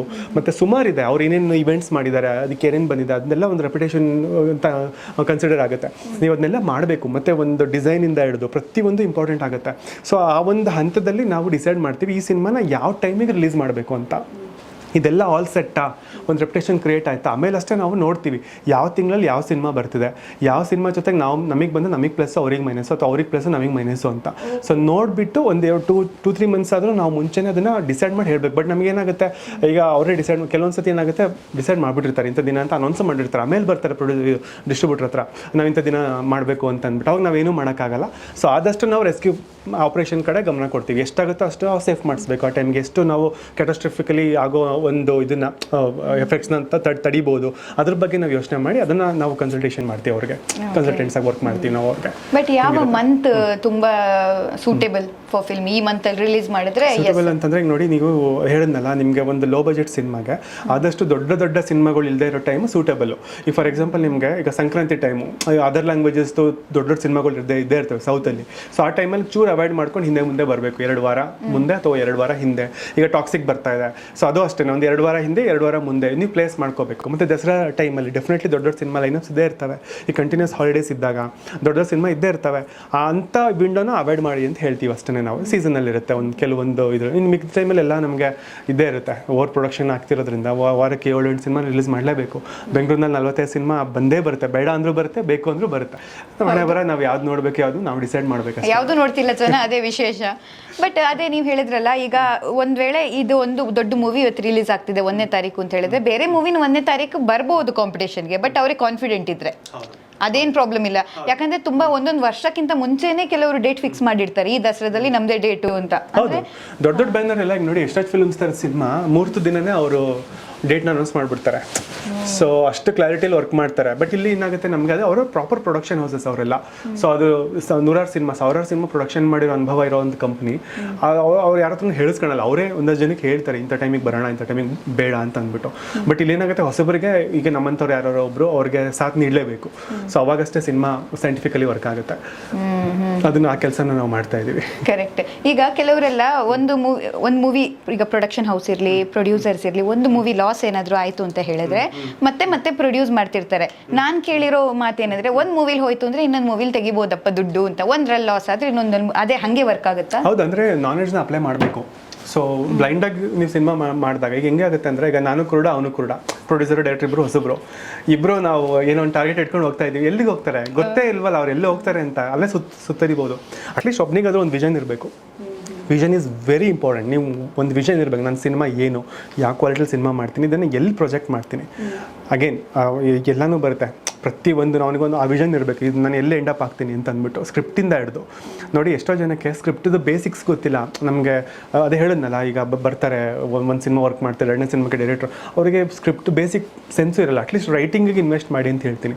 ಸೊ ಅಲ್ಲೇ ನಿಮಗೆ ಫಸ್ಟ್ ಡಿವಿಯೇಷನ್ ಅಲ್ಲಿ. ಈಗ ನೀವು ಈಗ ಒಂದು ಪಾಯಿಂಟ್ ಇಟ್ಕೊಂಡಿದ್ದೀರಾ, ನಾನು ಅಲ್ಲಿ ರೀಚ್ ಆಗಬೇಕು ಅಂತ, ಇಲ್ಲೇ ಡಿವೇಟ್ ಆಗಿಬಿಡುತ್ತೆ. ಸೊ ಎಂಡಪ್ ಆಗೋದಿನ್ನೆಲ್ಲ ಎಂಡಪ್ ಆಗ್ತೀರಾ. ನೀವು ಫಸ್ಟ್ ಸ್ಟಾರ್ಟ್ ಆಗೋದೇ ಈ ಪಾಯಿಂಟ್, ಸ್ಕ್ರಿಪ್ಟ್ ಪಾಯಿಂಟು. ಫಸ್ಟ್ ಅದನ್ನು ಸ್ಟ್ರಾಂಗಾಗಿ ಬಿಲ್ಡ್ ಮಾಡಿ, ಅದಕ್ಕೊಂದಷ್ಟು ಇನ್ವೆಸ್ಟ್ ಮಾಡಿ. ನಿಮ್ಗೆ ಅದು ನೆಕ್ಸ್ಟ್ ಲೆವೆಲ್ ಅದು ಹೆಂಗೆ ಅಂತಂದರೆ, ಒಂದು ಬಿತ್ತನೆ ಮಾಡ್ದಂಗೆ ನಿಮ್ಗೆ ಅದು ಒಂದು ಒಳ್ಳೆ ಫಲ ಕೊಡುತ್ತೆ. ಬಟ್ ಅದನ್ನು ಅಲ್ಲೇ ಬೇಸಿಕ್ಗೆ ಮಿಸ್ ಆಗ್ತಾ ಇದೆ ನಮ್ಮ ಇಂಡಸ್ಟ್ರಿಯಲ್ಲಿ. ಆ ಬೇಸಿಕ್ ಮಿಸ್ ಆಗ್ತಿರೋದಕ್ಕೆ ಇದೆಲ್ಲ ಕಾರಣ ಅಂತ ನನ್ನ ಅನುಭವದಲ್ಲಿ ನಾನು ಹೇಳೋದು. ಯಾಕಂದರೆ ಒಬ್ಬ ಒಳ್ಳೆ ಡೈರೆಕ್ಟ್ರು, ಒಬ್ಬ ಒಳ್ಳೆ ರೈಟರ್ ಅಂತಂದರೆ ಅವನು ಎಲ್ಲದರಲ್ಲೂ ಒಂದು ಒಳ್ಳೆ ಕ್ವಾಲಿಟಿನ ಅವ್ನು ತೆಗ್ಸೋ ಒಂದು ಚಾಕಚಕ್ಯತೆ ಅವನಿಗಿರುತ್ತೆ. ಸೊ ಅದು ಫಸ್ಟ್ ಆ ಚಾಕಚಕ್ಯತೆನ ಮೈಗೂಡಿಸ್ಕೊಳ್ಳಿ ಅಂತ ನಾನು ಹೇಳ್ತೀನಿ. ಆ್ಯಕ್ಚುಲಿ ನಾನು ಈಗ ಊರ್ ಕಡೆ ಎಲ್ಲ ಸುಮ್ಮನೆ ನಮಗೆ ಅಷ್ಟೇನು ಸಿನಿಮಾದ ನಾಲೆಜ್ ಇಲ್ಲ ಅಂದ್ರೂ ತುಂಬಾ ಸಿನಿಮಾಗಳು ಮಾಡ್ತಾರಲ್ಲ, ಹಿಂಗೆ ಸುಮ್ಮನೆ ಮಾತಾಡುವಾಗ ಈ ಡೈಲಾಗ್ ಬರುತ್ತೆ, ಅದೇನು ಬ್ಲ್ಯಾಕ್ ಮನಿನ ವೈಟ್ ಮಾಡ್ಕೊಳ್ಳೋದು ಅಂತ, ಹಂಗ ಸಿನಿಮಾ ಇಲ್ಲ ಅಂದ್ರೆ ಅದು ಒಂದ್ ಕಾಲದಲ್ಲಿ ಇತ್ತು. ಇವಾಗ ಹೆಂಗೆ ಅಂದ್ರೆ GST ತುಂಬಾ ಟೈಟ್ ಆಗಿಬಿಟ್ಟಿದೆ. ನೀವು ಹಿಂಗೆ ತೆಗಿತೀರ ಅಂತ 18% ಹೊರಟೋಗಿರುತ್ತೆ. ಮತ್ತೆ ನಿಮ್ಗೆ ಆ ಥರ ಎಲ್ಲ ನಿಮ್ಗೆ ಇವಾಗ ಸ್ವಲ್ಪ ಕಷ್ಟನೇ, ಬಟ್ ಆಗಿರ್ಬೋದು. ಬಟ್ ತುಂಬ ಕಷ್ಟ ನಿಮ್ಗೆ. ಅದೇ ಹೆಂಗೆ ನಮ್ದು 200 ಸಿನಿಮಾ ಬಂದರೆ 1-2 ಸಿನಿಮಾ ಹಿಟ್ ಆಗುತ್ತಲ್ಲ, ಹಂಗೆ 1-2 ಸಿನಿಮಾ ಮಾಡಿರ್ಬೋದು. ನಾವಂತ ಅದನ್ನು ಮಾಡಿಕೊಟ್ಟಿಲ್ಲ, ಬಟ್ ಚಾನ್ಸ್ ಇತ್ತು. ಮೊದಲೆಲ್ಲ ತುಂಬ ಒಳ್ಳೆ ಚಾನ್ಸ್ ಇತ್ತು. ಸಿಂಗಲ್ ಥಿಯೇಟ್ರಿಗೆ ಟ್ಯಾಕ್ಸ್ ಫ್ರೀ ಇದ್ದಾಗೆಲ್ಲ ಮಾಡೋವಂಥ ಚಾನ್ಸ್ ಇದ್ವಂತೆ, ಮಾಡಿಸಿದ್ದಾರೆ ಕೂಡ, ನಮ್ಗೆ ಕೇಳ್ಪಟ್ಟಿದ್ದೀವಿ ಆ ಥರ. ಬಟ್ ಎಲ್ಲ ಸಿನಿಮಾ ಹಂಗಾಗಲ್ಲ, ಕಷ್ಟ ಅದು ಕಷ್ಟ. ಏನು ಹೇಳ್ಕೋಬೋದು ಅಷ್ಟೇ. ಈಗ ಒಂದು 700-800 ಕೋಟಿ ಆದಾಗ 1000 ಕೋಟಿ ಅಂತ ಹೇಳ್ಕೊಂಡಿರ್ಬೋದು, ಅಥವಾ 7-8 ಕೋಟಿ ಆದಾಗ ಒಂದು 15 ಕೋಟಿ ಸಿನಿಮಾ ಬಿಸ್ನೆಸ್ ಆಗಿದೆ ಅಂತ ಹೇಳ್ಕೊಂಡಿರ್ಬೋದು ಪಾಪ, ಅಷ್ಟೇ. ಬಟ್ ವೈಟ್ ಮನಿ ಕನ್ವರ್ಷನ್ಗೆಲ್ಲ ಈಗ ನಿಮಗೆ ರಿಯಲ್ ಎಸ್ಟೇಟ್ ಇದೆ, ಅದಕ್ಕೆ ಸಿನಿಮಾನೇ ಬೇಕಾಗಿಲ್ಲ. ಬಟ್ ಏನಂದರೆ ಇಮಿಡಿಯೇಟ್ ಈಲ್ಡ್ ಆಗುತ್ತೆ ಇಲ್ಲಿ ನಿಮಗೆ. ಈಗ ನೀವು ಯಾವುದೋ ಒಂದು ಸಿನಿಮಾ ಡಿಸ್ಟ್ರಿಬ್ಯೂಟ್ ಮಾಡ್ತೀರಾ ಅಥವಾ ಪ್ರೊಡಕ್ಷನ್ ಮಾಡ್ತೀರಾ ಅಂತ ಇಟ್ಕೊಳ್ಳಿ. ಈಗ 1-2 ಕೋಟಿಗೆ ಸಿನಿಮಾ ಮಾಡಿದ್ರಿ, ಅದು ಒಂದೇ ಸತಿಗೆ ಪ್ಯಾನ್ ಇಂಡಿಯಾ ಆಯಿತು, 700-800 ಕೋಟಿಗೆ ಬಂದ್ಬಿಡ್ತು ಅಂತ ಇಟ್ಕೊಳ್ಳಿ. ಸೊ ಆ ಥರದ ಮ್ಯಾಜಿಕ್ ಆಗಿದೆ. ಸಿನಿಮಾದಲ್ಲಿ ಮಾತ್ರ ಸಾಧ್ಯ, ಇನ್ಯಾವ ಇಂಡಸ್ಟ್ರಿಲೂ ಸಾಧ್ಯ ಇಲ್ಲ, ಇನ್ಯಾವ ಬಿಸ್ನೆಸ್ಸಲ್ಲೂ ಸಾಧ್ಯ ಇಲ್ಲ. ಸಿನಿಮಾಗೆ ಮಾತ್ರ ತಾಕತ್ತಿದೆ, ಸಿನಿಮಾಗೆ ಮಾತ್ರ ಒಬ್ಬ ಕಂಡಕ್ಟರ್ ಸೂಪರ್ ಸ್ಟಾರ್ ರಜನಿಕಾಂತ್ ಮಾಡಿಸೋ ತಾಕತ್ತಿರೋದು. ಸೊ ಅದಕ್ಕೆ ಹಂಗಾಗಿ ಇವತ್ತು ಇಂಡಸ್ಟ್ರಿ ಒಂದಷ್ಟು ಜನ ಸೆಳೀತಾನೆ ಇದೆ, ತುಂಬಾ ದೊಡ್ಡ ಮಟ್ಟದಲ್ಲೇ ಸೆಳೀತಾ ಇದೆ, ಬರ್ತಿದ್ದಾರೆ, ಮಾಡ್ತಾ ಇದ್ದಾರೆ. ಅದು ಯಾವುದೇ ಎವರ್ಗ್ರೀನ್ ಇವತ್ತು ಇರುತ್ತೆ, ನಾಳೆನೂ ಇರುತ್ತೆ. ಬಟ್ ಏನಪ್ಪ ಅಂದ್ರೆ ಸ್ವಲ್ಪ ಅದೇ ಚೇಂಜ್ ಆಗ್ತಾ ಇದೆ, ಒಂದು ಮಗ್ಲಿಗೆ ಅದು ಹೊರಳ್ಕೊಳ್ತಾ ಇದೆ. ಸೊ ನಾವು ಅದ್ರ ಜೊತೆಗೆ ಬ್ಯಾಲೆನ್ಸ್ ಮಾಡಬೇಕು. ಸೊ ಉಳ್ಕೊತೀವಿ, ಗಟ್ಟಿ ಕೈಗಳು ಉಳ್ಕೊತಾರೆ, ಮಿಕ್ದವರೆಲ್ಲ ಹೊರಟೋಗ್ತಾರೆ, ಮತ್ತೆ ಬರ್ತಾರೆ, ಹೊಸ ನೀರು ಬರುತ್ತೆ, ಹಳೆ ನೀರು ಹೊರಟೋಗುತ್ತೆ. ಯಾರು ಗಟ್ಟಿಯಾಗಿ ನಿಂತಾರೋ ಅವ್ರು ಇದ್ದೇ ಇರ್ತಾರೆ ಇಂಡಸ್ಟ್ರಿಯಲ್ಲಿ. ಅದೇ ನಾನು ಈ ಪ್ರಶ್ನೆ ಯಾಕೆ ಕೇಳಿದೆ ಅಂದ್ರೆ, ಈಗ ಲೋ ಬಜೆಟ್ ಸಿನಿಮಾ ಅಂತ ಹೇಳ್ತಾರೆ, ಅದು ಎಷ್ಟು ಬಜೆಟ್? ಈಗ ಕೆಲವರಿಗೆ 1 ಕೋಟಿ ಲೋ ಬಜೆಟ್, ಕೆಲವರಿಗೆ 20 ಕೋಟಿನೂ ಲೋ ಬಜೆಟ್, ಕೆಲವರಿಗೆ 100 ಕೋಟಿನೂ ಲೋ ಬಜೆಟ್ ಇರ್ಬೋದು, ಕೆಲವರಿಗೆ 20 ಲಕ್ಷ. ನಾನು ಒಂದು ಮೇ ಬಿ ಅದು ಲೋ ಬಜೆಟ್ ಸಿನಿಮಾ ಇರಬಹುದು, ಬಟ್ ಪ್ರೀಮಿಯರ್ ಶೋ ಮಾಡ್ತಾರಲ್ಲ, ಪೇಯ್ಡ್ ಪ್ರೀಮಿಯರ್, ಅದರಲ್ಲೇ 1 ಕೋಟಿ ಗಳಿಕೆ ಅಂತ ಪೇಪರ್ ಅಲ್ಲಿ ಬರುತ್ತೆ. ನಾನು ಅದಕ್ಕೆ ಇದು ಹಿಂಗ್ ವರ್ಕ್ ಆಗುತ್ತಾ, ಬ್ಲ್ಯಾಕ್ ಮನಿ ವೈಟ್ ಮನಿ ಅಂತ ನಂಗೆ ಅದು ಡೌಟ್. ಅಂದ್ರೆ ಎಲ್ಲರೂ ಒಂದೊಂದು ಟಿಕೆಟ್ 1 ಲಕ್ಷ, 1 ಟಿಕೆಟ್ಗೆ 2 ಲಕ್ಷ ಈ ತರ ಕೊಟ್ಟು ತಗೊಳ್ತಾರೆ. ಅದು ಹೆಂಗ್? ಅದೆಲ್ಲ ಒಂದು ಪ್ರಮೋಷನಲ್ ಗಿಮಿಕ್ಸ್ ತರ ನಾವು ಕನ್ಸಿಡರ್ ಮಾಡಬೇಕಾಗುತ್ತೆ. ಈಗ ಒಂದು ಸಿನಿಮಾಗೆ ಹೈಪ್ ಕ್ರಿಯೇಟ್ ಮಾಡೋ ಒಂದು ಇದರಲ್ಲಿ ಸ್ಟ್ರಾಟಜಿಕಲಿ ಒಂದಷ್ಟು ಅವ್ರು ಹಾಕೊಂಡಿರ್ತಾರೆ. ಒಂದಷ್ಟು ಜನಕ್ಕೆ ಟಿಕೆಟ್ನ ಜಾಸ್ತಿ ರೇಟಿಗೆ ಕೊಟ್ಟಿರಲೂಬಹುದು, ಕೊಡದೇನೂ ಇರ್ಬೋದು. ಒಂದು ಟಿಕೆಟ್ಗೆ 10 ಲಕ್ಷ 1 ಕೋಟಿನೂ ಮಾಡ್ಬೋದು. ಈಗ ಫಸ್ಟ್ ಟಿಕೆಟ್ ಎಷ್ಟು ತಗೊಂತೀರಾ ಅಂತ ಯಾರೋ ಒಬ್ಬ ದೊಡ್ಡ ಬಿಸ್ನೆಸ್ ಮನಿ ಕರೆಸಿ ಅದನ್ನ 10 ಲಕ್ಷಕ್ಕೆ ಮಾರ್ಬೋದು. ಸೊ ಯಾರು ಅದನ್ನ ಕೇಳಲ್ಲ, ಬಟ್ ಅದು IT ಅವ್ರಿಗೆ ಕಾಣಿಸ್ದಂಗೆ ಮಾಡ್ಬೇಕಷ್ಟೇ. ಬಟ್ ನೋಡಿ, ಇದೆಲ್ಲ ಲಾಜಿಕ್ ಅಂದ್ರೆ ನೋಡಿ ಹೆಂಗೆಲ್ಲ ದುಡ್ಡು ತೆಗಿಬಹುದು ಅಂತ, ಅಂದ್ರೆ ಹೆಂಗೆಲ್ಲ ವರ್ಕ್ ಮಾಡಬಹುದು ಅಲ್ಲಿ. ಹೌದು, ಅಂದ್ರೆ ಮಾಡಿದ್ದಾರೆ ಒಂದಷ್ಟು ಪ್ರಮೋಷನಲ್ ಆಕ್ಟಿವಿಟೀಸ್. ಈಗ ಅದು ಆಗಲ್ಲ ಅಂತ ಸ್ವಲ್ಪ ಕಷ್ಟನೇ ಅಂದರೆ ನಿಮಗೆ ಅದು ಹೇಳ್ಕೊಬೋದು ಅಷ್ಟೇ, ಬಟ್ ಅದನ್ನ ಇಂಪ್ಲಿಮೆಂಟೇಷನ್ ಹೆಂಗೆ ಯಾರು ನಂಬ್ತೀರಿ? ನಮ್ಮ ದುಡ್ಡು ನಾವೇ ಹಾಕಿ ನಾವೇ ತೆಗೆಯೋದು. ಈಗ 0 ದುಡ್ಡನ್ನು 0 ಜನಗಳಿಗೆ ಕೊಟ್ಟೆ ಅನ್ನೋದಕ್ಕೆ ಏನು ಲಾಜಿಕ್ ಇದೆ? ಹಾಗೆ ಈಗ ನಾನು ಈಗ 100 ರೂಪಾಯಿ ಟಿಕೆಟ್ನ 1 ಲಕ್ಷ ಕೊಟ್ಟೆ ಅಂತಂದ್ರೆ ಅದು ಅವ್ರು ಹೆಂಗೆ ಕ್ಯಾಂಪೇನ್ ಮಾಡ್ಕೊಂತಾರೆ ಅದ್ರ ಮೇಲೆ ಹೋಗುತ್ತೆ. ಸೊ ಅದು ಲಾಜಿಕಲಿ ನಾವೇನು ಯೋಚನೆ ಮಾಡೋಗುತ್ತೆ ಇರಲ್ಲ, ಅಷ್ಟೇ. ಅದು ಅಲ್ಲಿಗೆ ಮುಗ್ದೋಗ್ಬಿಡೋದು, ಮರ್ತೋಗ್ಬಿಡ್ತಾರೆ ಜನ ಅಷ್ಟೇ. ಅದಕ್ಕೇನು ಅಷ್ಟು ಸೀರಿಯಸ್ ಆಗಿ ನಾವು ತಗೊಳ್ಳೋವಂಥದ್ದು ಏನಿರೋದಿಲ್ಲ. ಹೌದು. ಈಗ ಕನ್ನಡ ಸಿನಿಮಾ ಅಂತ ಬಂದಾಗ ಈಗ ರೂಲ್ ಮಾಡು, ಲೀಡ್ ಮಾಡು, ಯಾವ ಆಕ್ಟರು ಕಾಣಿಸ್ತಿಲ್ಲ, ನಟರು ಕಾಣಿಸ್ತಿಲ್ಲ ಅನ್ನೋದೊಂದು ಮಾತು. ಯಶ್ ಈಗ ಪ್ಯಾನ್ ಇಂಡಿಯಾ ಅಂತ ಬ್ಯುಸಿ ಆಗಿದ್ದಾರೆ. ಸುದೀಪ್ ಅವರು ವರ್ಷಕ್ಕೆ 1-2 ಸಿನಿಮಾಗಳನ್ನ ಮಾಡ್ತಿದ್ದಾರೆ. ಪುನೀತ್ ಸರ್ ನಮ್ಮ ಜೊತೆಗಿಲ್ಲ, ದರ್ಶನ್ ಸರು ಇಲ್ಲ. ಇಂತಂದಾಗ ಯಾರು ರೂಲ್ ಮಾಡ್ತಾರೆ? ಮತ್ತೆ ಏನಿದೆ ನೋಡಿ ಕನ್ನಡ, ಈಗ ಅವ್ರು ಕನ್ನಡ ಅದಕ್ಕೆ ಸಿನಿಮಾ ಇಷ್ಟು ಲೋ ಇದ್ರಲ್ಲಿ ಬರ್ತಿರೋದು? ಅಂದರೆ ನಾನಾ ಕಾರಣಗಳಿದ್ದಾವೆ. ನಾನು ಹೇಳಿದ್ನಲ್ಲ, ಈಗ ಅಂದರೆ ಬ್ರ್ಯಾಂಡ್ ಇಕ್ವಿಟಿ ಅಥವಾ ನಾನು ಹೇಳಿದ್ನಲ್ಲ ನಿಮಗೆ ಕ್ರೆಡಿಬಿಲಿಟಿ ಅನ್ನೋದು ಕಡಿಮೆ ಆಗಿದೆ, ಕ್ವಾಲಿಟಿ ಕಡಿಮೆ ಆಗಿದೆ. ಹಂಗಾಗಿ ಸಿನಿಮಾಗಳು ನಮಗೆ ಒಳ್ಳೆ ಸಿನಿಮಾಗಳು ಬರ್ತಾ ಇಲ್ಲ, ಜನಗಳು ವಿಮುಖರಾಗ್ತದೆ. ಅದ್ರ ಜೊತೆಗೆ ಸ್ಟಾರ್ ಸಿನಿಮಾಗಳು ತುಂಬ ಅಗತ್ಯ ಇದೆ ನಮ್ಮ ಕನ್ನಡ ಇಂಡಸ್ಟ್ರಿಗೆ. ಸ್ಟಾರ್ಸ್ಗಳು ಅಗತ್ಯ ಇದೆ, ಹೊಸ ಸ್ಟಾರ್ಸ್ಗಳನ್ನ ನಾವು ಪ್ರೊಡ್ಯೂಸ್ ಮಾಡಿ. ನಿಮ್ಗೆ ಅನ್ಸುತ್ತೆ ಯಾರಾದ್ರೂ ಸ್ಟಾರ್ಗಳು ಈಗ ಬರ್ಬೋದು ಫ್ಯೂಚರಲ್ಲಿ? ಯಾರು ಸ್ಟಾರ್ ಆಗ್ಬೋದು? ಬಂದೇ ಬರ್ತಾರೆ. ಯಾಕಂದರೆ ಈಗ ನಮಗೆ ಸುಮಾರು ಜನ ಬರ್ತಾ ಇದ್ದಾರೆ, ಈಗ ಒಂದೊಳ್ಳೆ ಒಳ್ಳೊಳ್ಳೆ ಸಿನಿಮಾಗಳು ಬರ್ತಾ ಇದ್ದಾವೆ. ಸೊ ಬಟ್ ಇನ್ನೂ ಸ್ವಲ್ಪ ಟೈಮ್ ತೊಗೊಳ್ತಾ ಇದೆ. ಒಬ್ಬ ಸ್ಟಾರ್ ಹುಟ್ಟದ ಅಂತಂದರೆ ಒಂದು ಇಂಡಸ್ಟ್ರಿನ ಉಳಿಸ್ತಾನೆ, ಅವನಿಗೆ ಅಷ್ಟು ತಾಕತ್ತಿರುತ್ತೆ. ಯಾಕಂದರೆ ನಿಮ್ಗೆ ಅಷ್ಟು 1000 ಜನಕ್ಕೆ ಅದು ಹೆಲ್ಪ್ ಆಗುತ್ತೆ. ಒಂದು ಎಕೋಸಿಸ್ಟಮ್ ಇದು, ನಮ್ಮ ಇಂಡಸ್ಟ್ರಿ ಅನ್ನೋದು ಒಂದು ಎಕೋಸಿಸ್ಟಮ್. ಈಗ ನಿಮಗೆ ಹೇಳಿದ್ನಲ್ಲ, ಈಗ ನಿಮಗೆ 700-800 ಥಿಯೇಟ್ರ್ಗಳು ಇದ್ದಾವೆ. ಈಗ ಬರೀ ಒಂದು 350-400 ಥಿಯೇಟ್ರು ಆಸುಪಾಸಿಗೆ ಬಂದು ನಿಂತ್ಕೊಂಡಿದೆ ಕರ್ನಾಟಕದಲ್ಲಿ, ಮುಚ್ಚೋಗ್ತಾ ಇದ್ದಾವೆ. ಬಟ್ ಅವ್ರಿಗೆಲ್ಲ ನಿಮಗೆ ಸ್ಟಾರ್ ಸಿನಿಮಾ ಬಂದಾಗಲೂ ಅಷ್ಟೇ ನಿಮಗೆ ವರ್ಕೌಟ್ ಆಗೋದು. ಮತ್ತು ಈಗ ಯಾವುದೇ ನಿಮಗೆ ಮಲ್ಟಿಪ್ಲೆಕ್ಸ್ ಆಗಲಿ, ಸಿಂಗಲ್ ಥಿಯೇಟ್ರ್ ಆಗಲಿ, ಅವ್ರಿಗೆ ಬಿಸ್ನೆಸ್ ಆಗೋದೇ ಅಲ್ಲಿ ಏನು ಫುಟ್ ಫಾಲ್ಸ್ ಬರ್ತಾರೆ. ಅದು ಒಂದು ಮಾಲ್ ಅಂತ ಇದ್ದರೆ ಅಟ್ಲೀಸ್ಟ್ ಒಂದಷ್ಟು ವೆಹಿಕಲ್ಸ್ ಬರಬೇಕು, ಪಾರ್ಕಿಂಗ್ ಫೀಸ್ ಅಂತ ಕಲೆಕ್ಟ್ ಮಾಡ್ತಾರೆ, ಅಲ್ಲಿಂದ ಸ್ಟಾರ್ಟ್ ಆಗ್ತಾರೆ ರೆವೆನ್ಯೂ ಜನರೇಷನ್. ಅದೆಲ್ಲ ಕನ್ಸಿಡರ್ ಆಗುತ್ತೆ. ಮತ್ತೆ ಸ್ನ್ಯಾಕ್ಸ್, ನಿಮ್ಮ ಟಿಕೆಟ್ಗಿಂತ ಸ್ನ್ಯಾಕ್ಸ್ಗೆ ಜಾಸ್ತಿ ನಾವು ಹೋಗೋದಕ್ಕೆ. ಬಟ್ ಅದು one of the major part ಅದು ನಮಗೆ. ಅಂದರೆ ಸೊ ಇನ್ಕಮ್ ಸೋರ್ಸ್ ಅಂತ ತಗೊಂಡ್ರೆ ಮಲ್ಟಿಪ್ಲೆಕ್ಸ್ ಅಥವಾ ಸಿಂಗಲ್ ಥಿಯೇಟರ್ ಅವ್ರಿಗೆ ಅದು ಕೂಡ ಒಂದು ಕನ್ಸಿಡರಬಲ್ ಅಮೌಂಟ್ ಆಫ್ ಇದನ್ನು ಕೊಡುತ್ತೆ ನಮಗೆ, ಇದು ಒಂದು ಲಾಭನ ತಂದು ಕೊಡುತ್ತೆ ನಿಮಗೆ. ಸೊ ಹಾಗಾಗಿ ಪ್ರತಿಯೊಂದು ಇರುತ್ತೆ. ಮತ್ತು ಪ್ರೊಡಕ್ಷನ್ಸ್, ಈಗ ಒಂದು 10-20 ಕೋಟಿ ಖರ್ಚು ಮಾಡಿ ಒಂದು ಸಿನಿಮಾನ ಪ್ರೊಡ್ಯೂಸ್ ಮಾಡ್ತಾರೆ ಅಂತಂದರೆ ಅದರ ಫಲಾನುಭವಿಗಳು 1000 ಜನ ಇರ್ತಾರೆ. 100 ಜನ ಸೆಟ್ಟಲ್ಲಿ ವರ್ಕ್ ಮಾಡಿರ್ತಾರೆ, 100 ಜನ ತಂತ್ರಜ್ಞರು ವರ್ಕ್ ಮಾಡಿರ್ತಾರೆ. ಸೊ ಹಾಗಾಗಿ ಒಂದು ಸ್ಟಾರ್ ಸಿನಿಮಾ ಅನ್ನೋದು ಒಂದು ಇಂಡಸ್ಟ್ರಿನ ಉಳಿಸೋ ಅಷ್ಟು ದೊಡ್ಡದಾಗಿರುತ್ತೆ. ಒಂದು KGF, ಒಂದು ಕಾಂತಾರ ಬರಲಿಲ್ಲ ಅಂದರೆ ಕನ್ನಡ ಇಂಡಸ್ಟ್ರಿ ಎಲ್ಲಿರ್ತಿತ್ತು ಇವತ್ತು? ಸೊ ಎಲ್ಲರೂ ಅದನ್ನು ಮಾಡೋಕ್ಕಾಗಲ್ಲ. ಆದರೆ ನಾವು ನಮ್ಮ ಶಕ್ತಾನುಸಾರವಾಗಿ ನಾವು ಒಳ್ಳೆಯದನ್ನು ಮಾಡಲೇಬೇಕು, ಒಳ್ಳೆ ಸಿನಿಮಾನ ಮಾಡಲೇಬೇಕು. ಅದ್ರ ಜೊತೆಗೆ ಸ್ಟಾರ್ಸ್ಗಳನ್ನ ಹುಟ್ಟಾಕಬೇಕು. ಹೊಸ ಸ್ಟಾರ್ಸ್ಗಳು ಹುಟ್ಟಿದಂಗೆಲ್ಲ ನಮ್ಮ ಇಂಡಸ್ಟ್ರಿ ಕೂಡ ಫ್ಲರಿಶ್ ಆಗುತ್ತೆ, ಅದು ಗಟ್ಟಿಯಾಗಿ ನಿಂತ್ಕೊಳ್ಳುತ್ತೆ. ಅದರ ಅಗತ್ಯ ತುಂಬ ಇದೆ. ಬಟ್ ಬಂದೇ ಬರ್ತಾರೆ ಸ್ಟಾರ್ಸ್, ಬಂದೇ ಬರ್ತಾರೆ. ಇಷ್ಟ. ಬಟ್ ಈಗ ಕನ್ನಡ ಶಾಲೆಗಳೆಲ್ಲ ಮುಚ್ಚೋಗ್ತಿದೆಯಲ್ಲ, ಹಾಗೆ ಕನ್ನಡ ಸಿನಿಮಾಗಳು ಕೂಡ ಹಂಗೆ ಕ್ಲೋಸ್ ಆಗ್ತಿದೆ. ಕನ್ನಡ ಥಿಯೇಟರ್ಗಳು ಅಂದರೆ ಕನ್ನಡ ರಿಲೀಸ್ ಮಾಡ್ತಿರುವಂಥ ಥಿಯೇಟರ್ಗಳು ಕೂಡ ಮುಚ್ಚೋಗ್ತಿದೆ, ಕ್ಲೋಸ್ ಆಗ್ತಿದೆ ಅನ್ನುವಂಥ ಕಾನ್ಸೆಪ್ಟ್ ತರ. ಇಲ್ಲ, ನಮಗೆ ಥಿಯೇಟರ್, ಸಿಂಗಲ್ ಥಿಯೇಟರ್ ಮುಚ್ಚೋಗ್ತಿದೆ, ಮಲ್ಟಿಪ್ಲೆಕ್ಸ್ಗಳು ಅಷ್ಟೇ ಜಾಸ್ತಿ ಆಗಿದ್ದಾವೆ. ಹೌದು, ಬಟ್ ಅಲ್ಲಿ ಬೇರೆ ಸಿನಿಮಾಗಳು ಕೂಡ ಜಾಸ್ತಿ ಅಲ್ವಾ? ಕನ್ನಡದ ಸಿನಿಮಾಗಳಿಗಿಂತಲೂ ಕೂಡ ಈಗ ಬೇರೆ ಭಾಷೆಯ ಸಿನಿಮಾಗಳು ಜಾಸ್ತಿ ಬರ್ತಾ ಇದೆ, ಜನರು ನೋಡ್ತಾರೆ ಅದನ್ನ. ಇಲ್ಲ ಬೇರೆ ಈಗ ನೋಡಿ, ಈಗ ಭಾಷಾವಾರು ಇದು ಹೊರಟೋಗಿದೆ ಇವಾಗ ನಮಗೆ. ಈಗ ಭಾಷೆ ಒಂದು ಗಡಿ ಅಥವಾ ಭಾಷೆ ಒಂದು ಮಿತಿಯೆಲ್ಲ ಸಿನಿಮಾ ನೋಡಬೇಕು ಅನ್ನೋ ಒಂದು ಮನಸ್ಥಿತಿ ಹೊರಟೋಗಿದೆ. ಇವಾಗ ಏನಿದೆ, ಒಳ್ಳೆ ಸಿನಿಮಾ. ಈಗ ನಮಗೆ ಒಂದು ಒಳ್ಳೆ ಸಿನಿಮಾ ಬಂತು ಅಂತಂದರೆ ನಿಮ್ಗೆ ಅದು ಹಿಟ್ಟಾಗಿ, ಈಗ ನೋಡಿ, ಈಗ ಶಾಕಾಹಾರಿ ಥರ ಸಿನಿಮಾ ನಾನು ಎಲ್ಲೋ ಹೋಗಿ ನೋಡಿದೆ ಸಿನಿಮಾನ, ಹೌಸ್ಫುಲ್ ಆಗಿತ್ತು. ಯಾವುದೋ ಒಂದು ಅಲ್ಲಿ ನಾವು ಹೋಗೋದೇ ಇಲ್ಲ ಆ ಥಿಯೇಟ್ರಿಗೆ. ಎಲ್ಲರೂ ಏನೋ ಒಂದು ಇದಿರುತ್ತೆ, ಆ ಥಿಯೇಟ್ರ್ ಯಾರು ಹೋಗೋದಿಲ್ಲ ಬರೋ. ಬಟ್ ಅಲ್ಲಿ ಹೋದರೆ ಫುಲ್ಲು ಹೌಸ್ಫುಲ್ ಆಗಿತ್ತು, ಖುಷಿ ಆಯಿತು ನನಗೆ. ಈಗ ಒಳ್ಳೆ ಸಿನಿಮಾ ಬಂದಿತ್ತು, ನಾನು ಹುಡ್ಕೊಂಡೋಗಿ ನೋಡಿದೆ. ಇದೇ ದಿಸ್ ಇಸ್ ಹ್ಯಾಪ್ನಿಂಗ್. ಅಂದರೆ ಹೆಂಗೆ ಅಂತಂದರೆ ಪ್ರತಿಯೊಂದು ಒಳ್ಳೆ ಸಿನಿಮಾ ಬಂದಾಗಲೂ ಇದೇ ಆಗ್ತಾಯಿದೆ, ಅದು ಮರುಕಳಿಸ್ತಾ ಇದೆ. ಬಟ್ ಭಾಷೆ ಮಾತ್ರ ಚೇಂಜ್ ಆಗ್ತಿದೆ. ಈಗ ನೀವು ಒಂದು ಸಿನಿಮಾ ನಮ್ಮ ಕನ್ನಡದಲ್ಲಿ ವರ್ಕ್ ಆಯಿತು ಅಂತಂದರೆ ಡೆಫಿನೆಟ್ಲಿ ಅದು ಸುದ್ದಿ ಆಗೇ ಆಗುತ್ತೆ.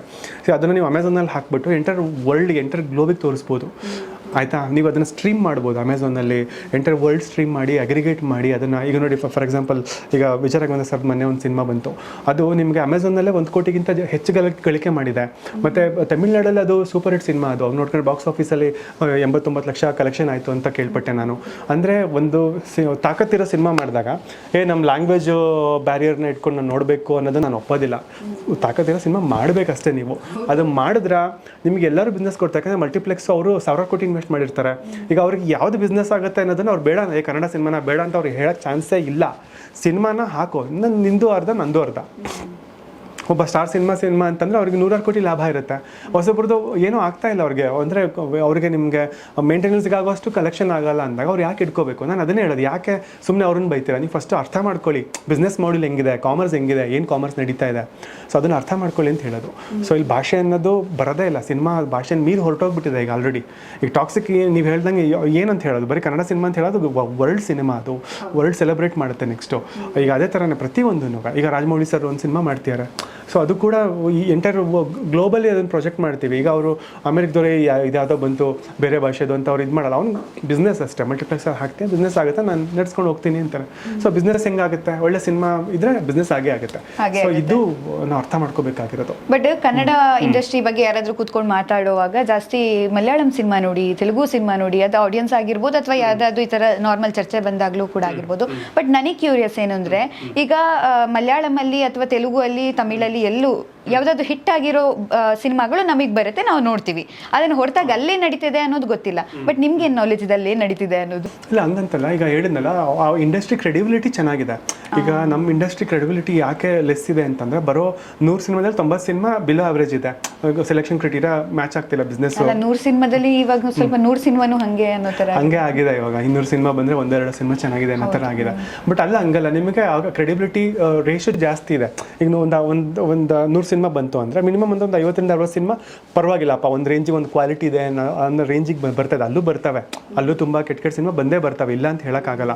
ಆದರೆ ಕ್ರೆಡಿಬಿಲಿಟಿ ವಿಷಯದಲ್ಲಿ ಅವರು ಸ್ವಲ್ಪ ಮೇಲಿದ್ದಾರೆ. ನಾವು ಆ ಕ್ರೆಡಿಬಿಲಿಟಿನ ನಮ್ಮ ಇಂಡಸ್ಟ್ರಿಗೆ ತಂದ್ಕೊಡ್ಬೇಕು. ನಾವು ಯಾರು ನೆಕ್ಸ್ಟ್ ಜನರೇಷನ್ ಸಿನಿಮಾ ಮಾಡ್ತಾರೆ, ಯಾರು ಸಿನಿಮಾ ಪ್ರೊಡ್ಯೂಸ್ ಮಾಡ್ತಾರೆ, ಡೈರೆಕ್ಟ್ ಮಾಡ್ತಾರೆ, ಅವರು ಈ ಪರ್ಸ್ಪೆಕ್ಟಿವಲ್ಲಿ ಯೋಚನೆ ಮಾಡಿ ಕ್ವಾಲಿಟಿನ ಸ್ವಲ್ಪ ಇಂಪ್ರೂವ್ ಮಾಡಬೇಕು. ಅವಾಗ ನೋಡಿ ಅದು ನಮಗೆ ನೀಟಾಗಿ ಇದಾಗುತ್ತೆ. ಇಲ್ಲಾಂದರೆ ಕಷ್ಟ. ನೀವು ಹೇಳ್ದಂಗೆ ಏನು ವರ್ಕೌಟ್ ಆಗ್ತಾ ಇಲ್ಲ. ಬಟ್ ಬೇರೆ ಭಾಷೆದು ಮಾತ್ರ ಚೆನ್ನಾಗಿದೆ ಅನ್ನೋ ಒಂದು ಭ್ರಮೆ ನಮಗೆ ನಾವು ಸೃಷ್ಟಿದಂಗೆ ಆಗುತ್ತೆ. ಎಲ್ಲ ಕಡೆನೂ ಅದೇ ಆಗ್ತಾ ಇದೆ. ಬಟ್ ಹಂಗಲ್ಲ, ನೀವು ಎಷ್ಟು ಒಳ್ಳೆ ಸಿನಿಮಾ ಮಾಡ್ತೀರಾ ಅನ್ನೋದ್ರ ಮೇಲೆ ಒಂದು ಇಂಡಸ್ಟ್ರಿದು ಒಂದು ಫೇಸ್ ವ್ಯಾಲ್ಯೂ ಡಿಸೈಡ್ ಆಗುತ್ತೆ. ಸೊ ನಾವು ಜಾಸ್ತಿ ಒಳ್ಳೆ ಸಿನಿಮಾಗಳನ್ನ ಪ್ರೊಡ್ಯೂಸ್ ಮಾಡಬೇಕು. ಆವಾಗ ಅದನ್ನು ನಾವು ಅಲ್ಲಗಳಿಬೋದೆ, ಬರೀ ಮಲಯಾಳಂ ಸಿನಿಮಾ ಚೆನ್ನಾಗಿರುತ್ತಂತೆ, ಬರೀ ತೆಲುಗು ಸಿನಿಮಾ ಚೆನ್ನಾಗಿರುತ್ತೆ ಅಂತ. ಸೊ ಹಂಗಾಗಲ್ಲ. ಸೊ ಫಸ್ಟ್ ನಾವು ಅದನ್ನು ಸೈಂಟಿಫಿಕಲಿ ಈ ಎಡ್ಜಲ್ಲಿ ಥಿಂಕ್ ಮಾಡ್ಬೇಕು ನಾವು ಆ್ಯಕ್ಚುಲಿ. ಸೊ ಅವಾಗ ಅದು ಸಾಲ್ವ್ ಆಗುತ್ತೆ. ಬಟ್ ಭಾಷೆ ಅನ್ನೋದು ಯಾವತ್ತೂ ಅದು ಹೋಲ್ಡ್ ಮಾಡಲ್ಲ ಯಾವ ಸಿನಿಮಾನು ಕೂಡ ಅಂತ. ಅದು ರಿಚ್ ಇದೆಯಾ ಕಾಂಟೆಂಟ್, ಅದು ಖಂಡಿತ ಎಲ್ರಿಗೂ ರೀಚ್ ಆಗುತ್ತೆ. ಹಾಗೆ ಆಗುತ್ತೆ. ಸೊ ಒಳ್ಳೇದೆಲ್ಲಿದ್ರು ಅದು ವರ್ಕ್ ಆಗುತ್ತೆ. ಒಳ್ಳೇದು ಮತ್ತು ಚೆನ್ನಾಗಿ ಯುನೀಕ್ ಇರೋದು.